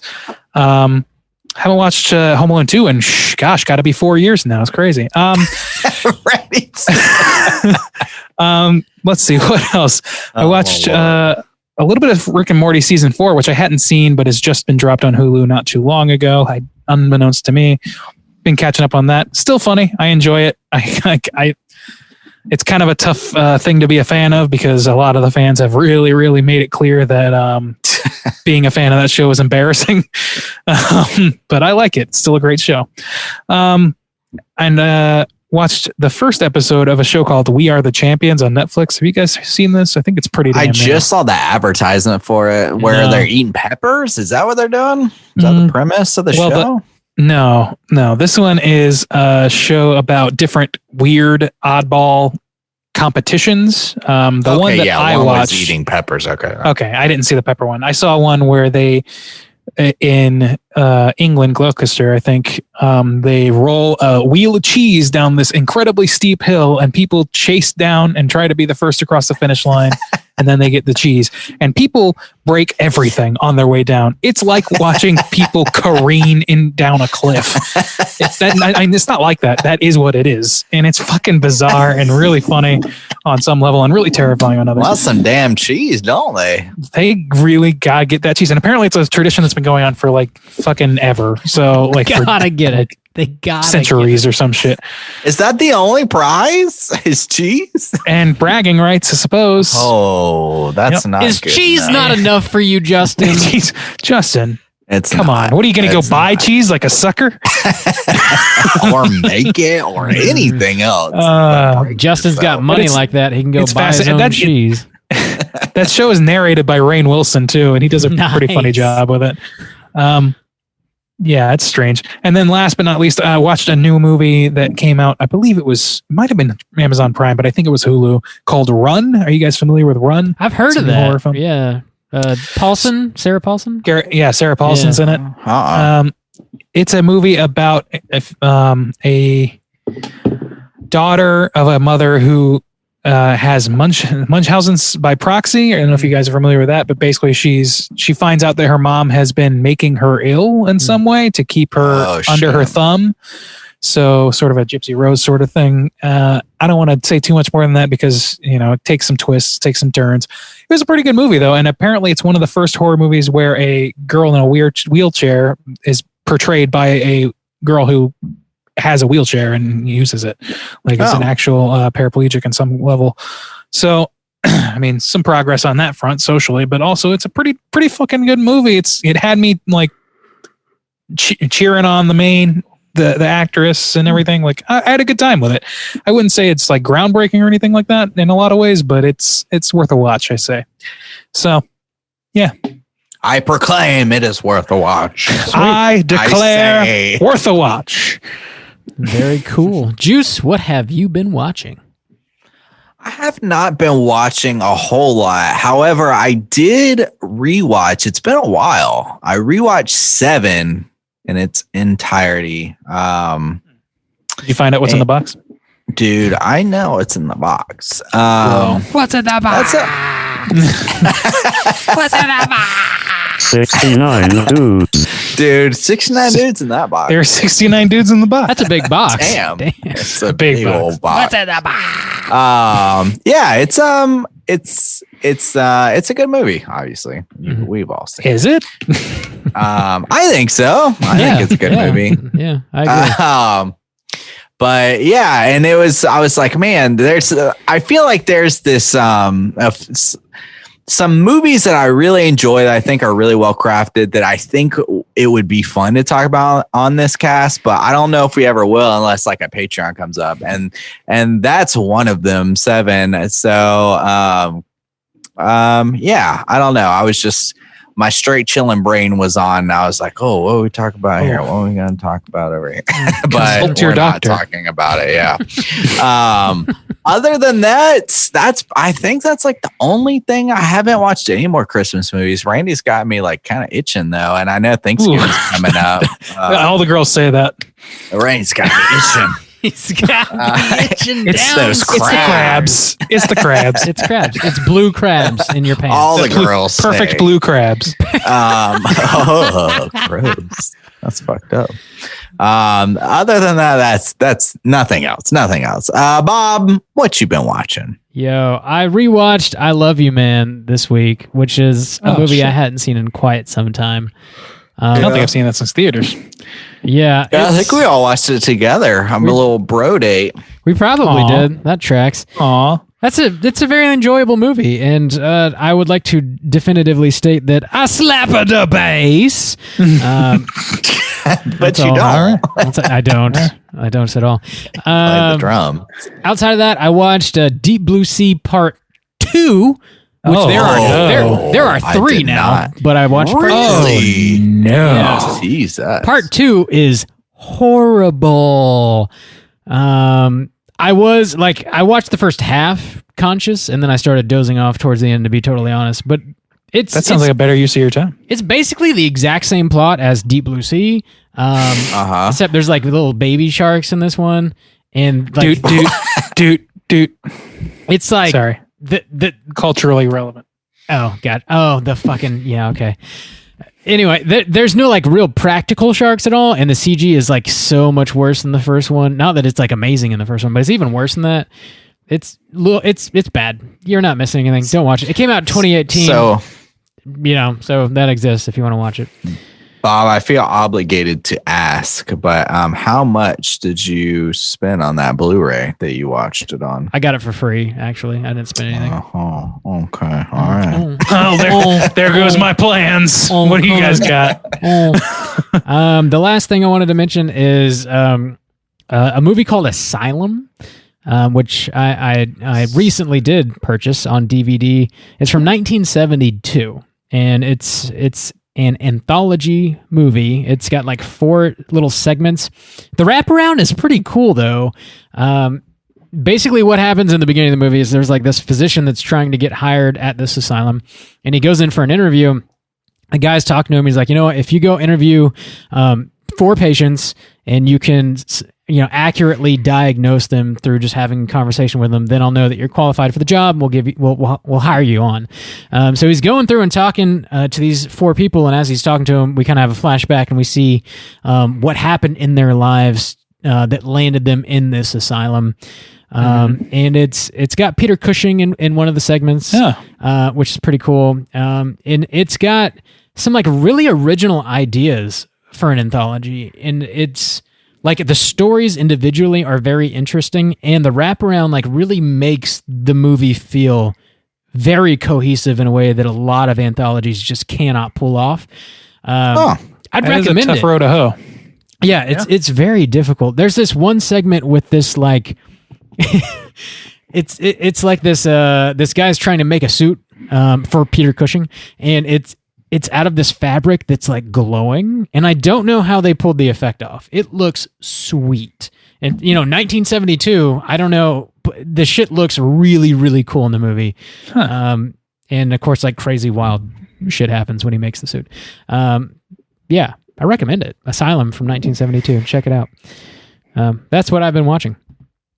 All right. We got one more segment to get to. It is our Hotline Scream. If you are listening and want to call and leave us a voicemail to be featured on next week's show, hit us up at 904-638-3231.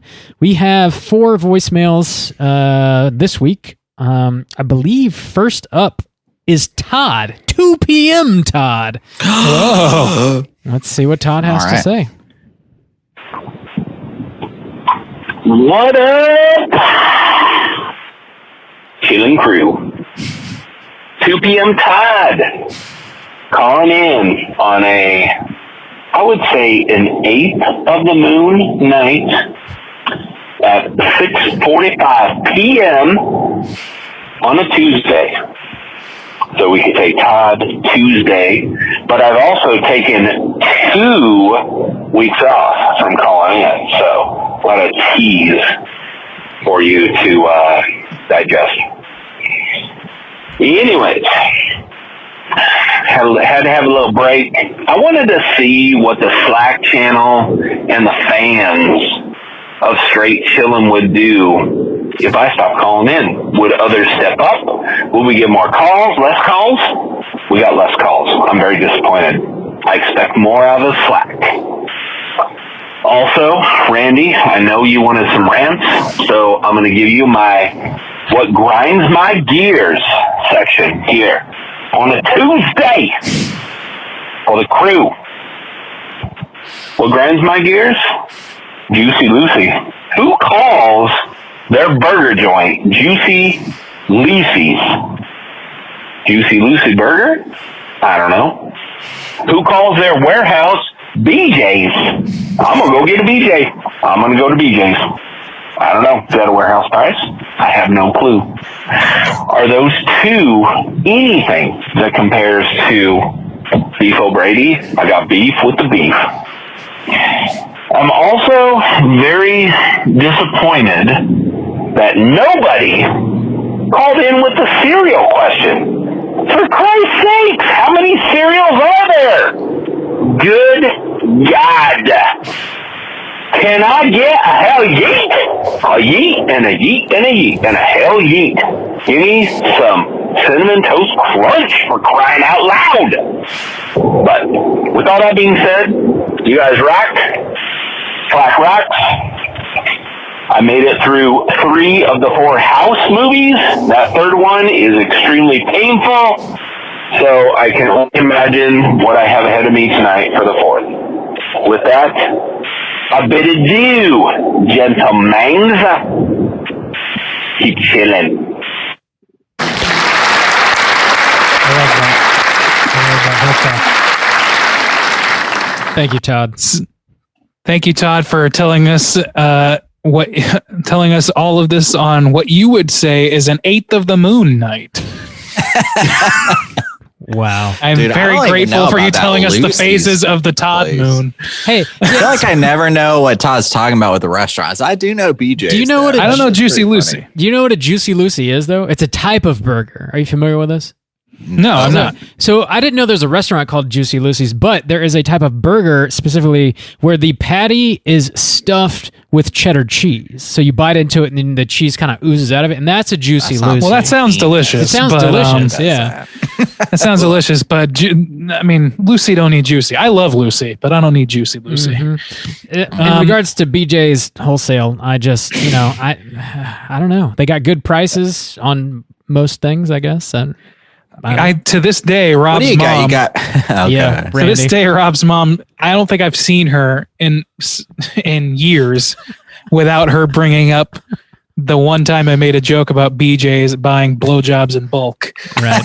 She really liked that. It hurt. I appreciate she laughed her appreciation. so hard at that joke. It was fantastic. She mentions it frequently. Misses it a lot. Best joke you ever made, Randy. I guess. And there's just all downhill from here. That explains the podcast. Yep. My mom likes dick jokes, so do I. What are you going to do? I mean, because you got you got Sam's, you got Costco, and you got BJ's. Those are kind of the ones. You can tell what they sell a little extra on the side. Yeah. All right. A little extra. Yeah. Thanks for answering the cereal question, Todd. Yeah, Thanks for CT calling Crunch in. is a good choice. CT Crunch for sure. Next up, I believe we're going to hear from Kelvin. Let's hear what Kelvin has to say. What's up, Straight Chillin' crew? I have something for the 3 of you. Bars. So for Jews, I do think that Wes has compelling evidence that you are Santa, indeed. So, what I would like for Christmas is a PS5 and Spider-Man Miles Morales to go with it. Thank you, and I'll give you a hell yeet second. Bob? I was listening to another podcast, and in that podcast called The Big Picture, they do an interview with Brandon Cronenberg about his new movie, Possessor. And maybe you might like that. Who knows? Lastly, Randy, I thought Nicole Kidman died. Actually, back in high school, I really thought that she passed away. And I think it might be some Mandela effect thing because I remember going back as far as The Others, I think is the movie she was in. And I thought she passed away, like some tragic suicide thing. But I don't wish death upon anyone. I just thought she died. Keep doing what y'all doing. I love you guys. Keep chilling. Peace. Poor Nicole. Juice, why don't you respond first? Yeah. PS5. That's a big wish list item this year, I believe. We'll see. You gotta give a pretty big eat for that. How good of a boy are you, Kelvin? That's what we need to know. See, Bob always wants to know about the good boys. I really just had this vision of kids sending in hell yeets to Santa. Just that's how you get your gifts. You got to give a token hell yeet in order to get your gifts. That's just how it works nowadays. Imagine like a church confession where they give you out like, oh, do like 7 Hail Marys or whatever. Oh, you Father, want to the Son, the hell yeet. How many yeets you gonna do? It's hail yeets, not hell yeets. Hail yeets. 7 hail yeets. Fucking A. We got our own religion kicking over here. Yeah, we do. It's about time. The straight chillites have spoken. It seems like Santa Stains is the head. Straight children, come to my side. Yeah, Santa and hell eat with me. Thine eats fall upon no deaf ears here. Thanks for the podcast. Thanks for the podcast recommend, Kelvin. I tried to look that up, man. I didn't find the interview with Brandon Cronenberg. I don't know. I could have just overlooked it, but you are correct. That is definitely something that's right up my alley. I'll look again, man. I'll try and find it. The big picture. Yeah. Randy, why'd you kill Nicole Kidman? What's happening? She's rubbed me the wrong way. No, she's alive, man. She's been in a lot of shit. I can understand why he would, well, I don't know about the murder part, but why he would she seemed to have disappeared, but it's primarily because of most of the movies. I'm looking down the list of movies since 2010 here.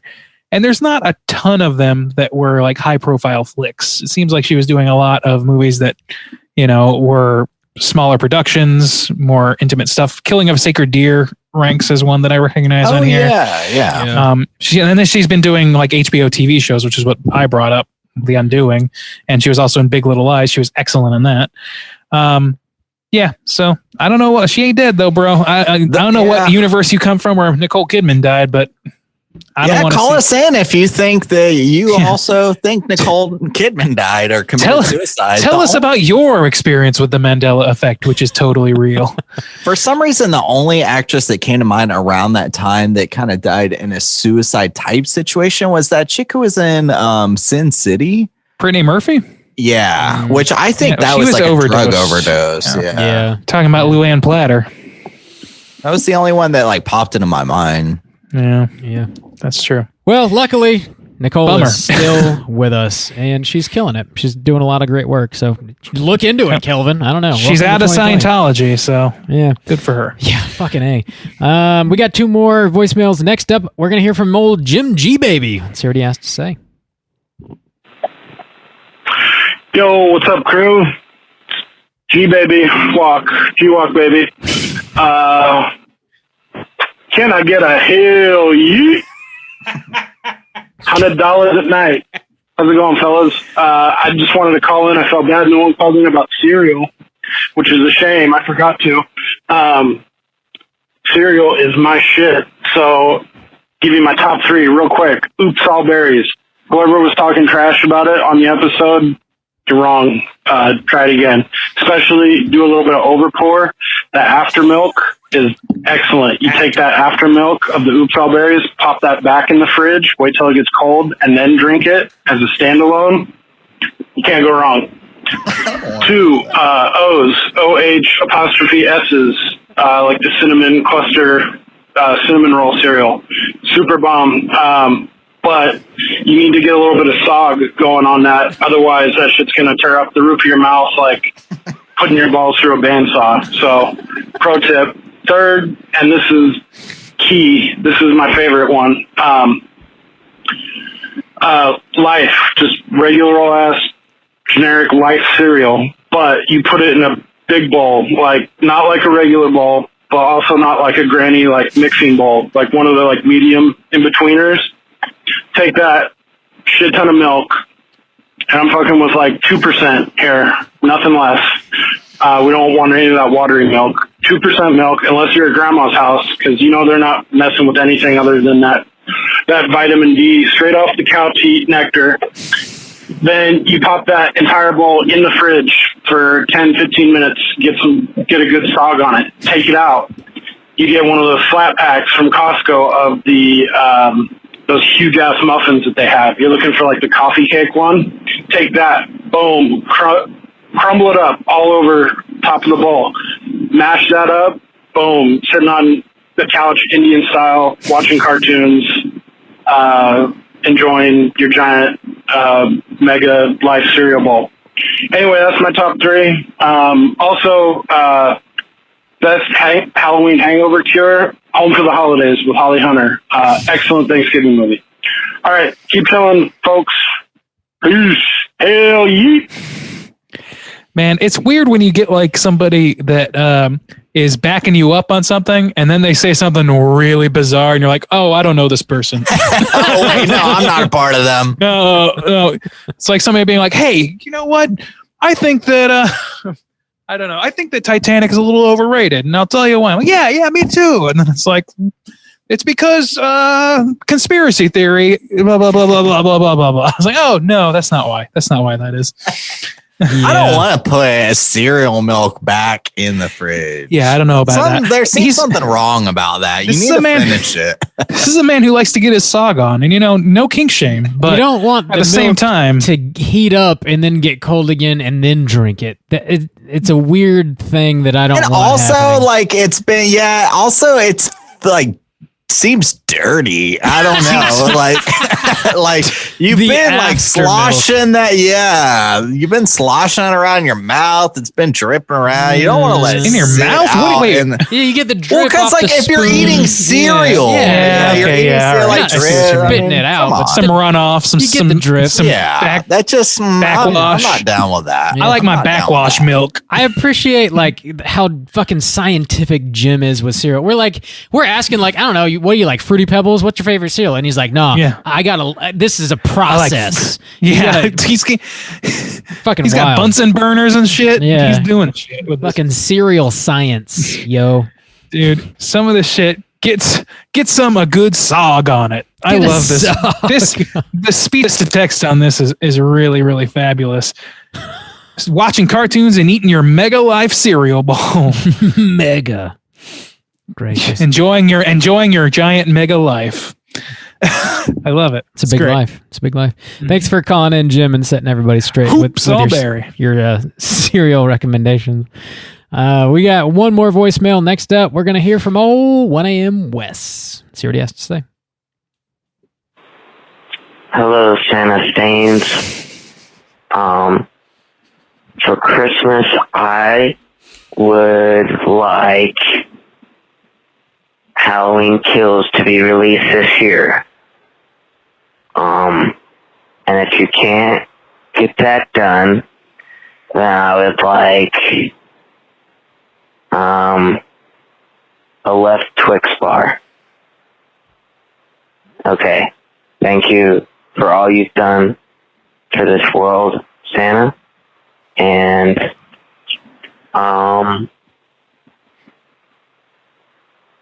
yeah.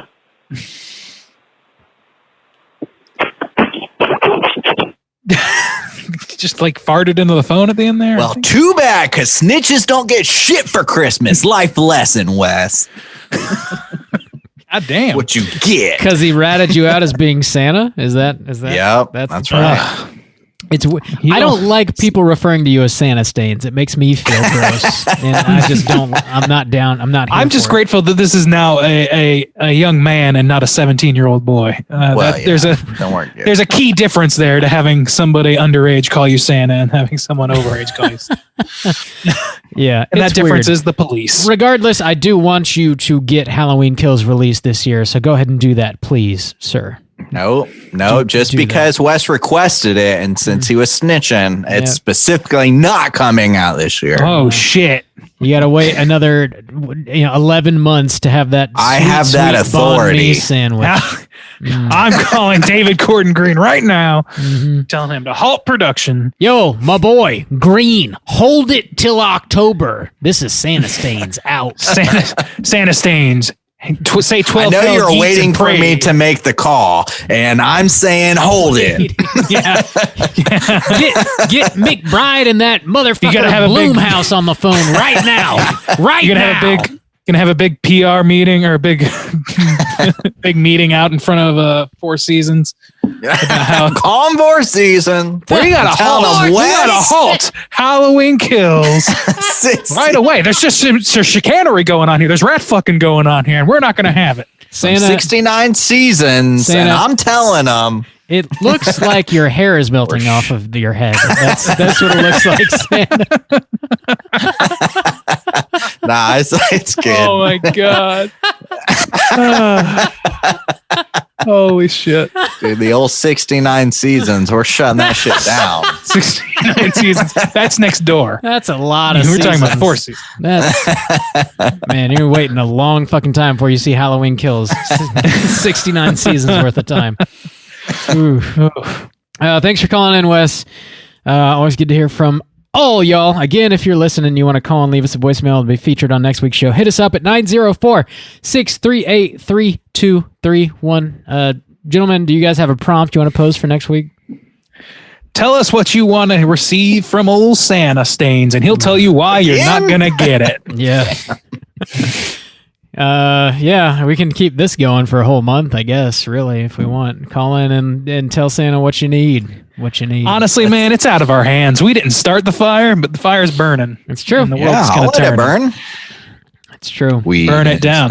Burn it down. The Faja. Since Thanksgiving is coming up, it's just a few days away. If you've got any like Thanksgiving traditions, whether it's like horror movie related or not, just like random shit that you do with your family that maybe not everybody does, call in, let us know what you do. What are your Thanksgiving traditions? In our family, we like to murder a family for Christmas. That's right. For Thanksgiving. Tell us about that. What's your favorite Thanksgiving dish since we're talking about faves?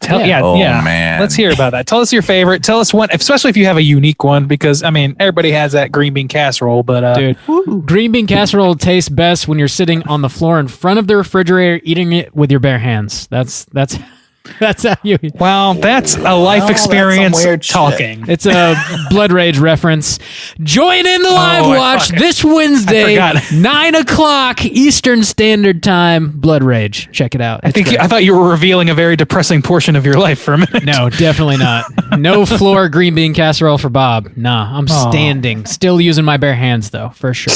I only stand to eat. Green bean casserole. Green bean casserole demands attention. Yeah. Let us know about your Thanksgiving and traditions. what are you thankful for? Obviously the Straight Chilling crew, but flatter us. Obviously. Top of the list. Straight Chilling. Man. Yeah, call in. Let us know. We are eagerly awaiting your voicemails. Next week, we're going to be back with a new show, as always. It's going to be yet another Patreon pick. This one was chosen by the one, the only, Jacqueline. The movie is going to be Rosemary's Baby. Slam your eyeballs into that. Get ready for next week. Oh, not that one. Nope. Don't need that. Listen, it's happening. Okay. Yeah. It's happening a lot next week. Yeah, for sure. Get ready for next week's show. Watch some Rosemary's Baby. Don't forget to rate, review, and subscribe to us on iTunes. Follow us on Twitter at STR8_chilling, on Instagram at Straight Chilling Podcast. You can send us an email through our website, straightchillingpodcast.com. If you want to join in on the Slack channel daily conversations, just hit us up on one of those social media outlets, and I'll send you a link to join in on the Slack channel fun.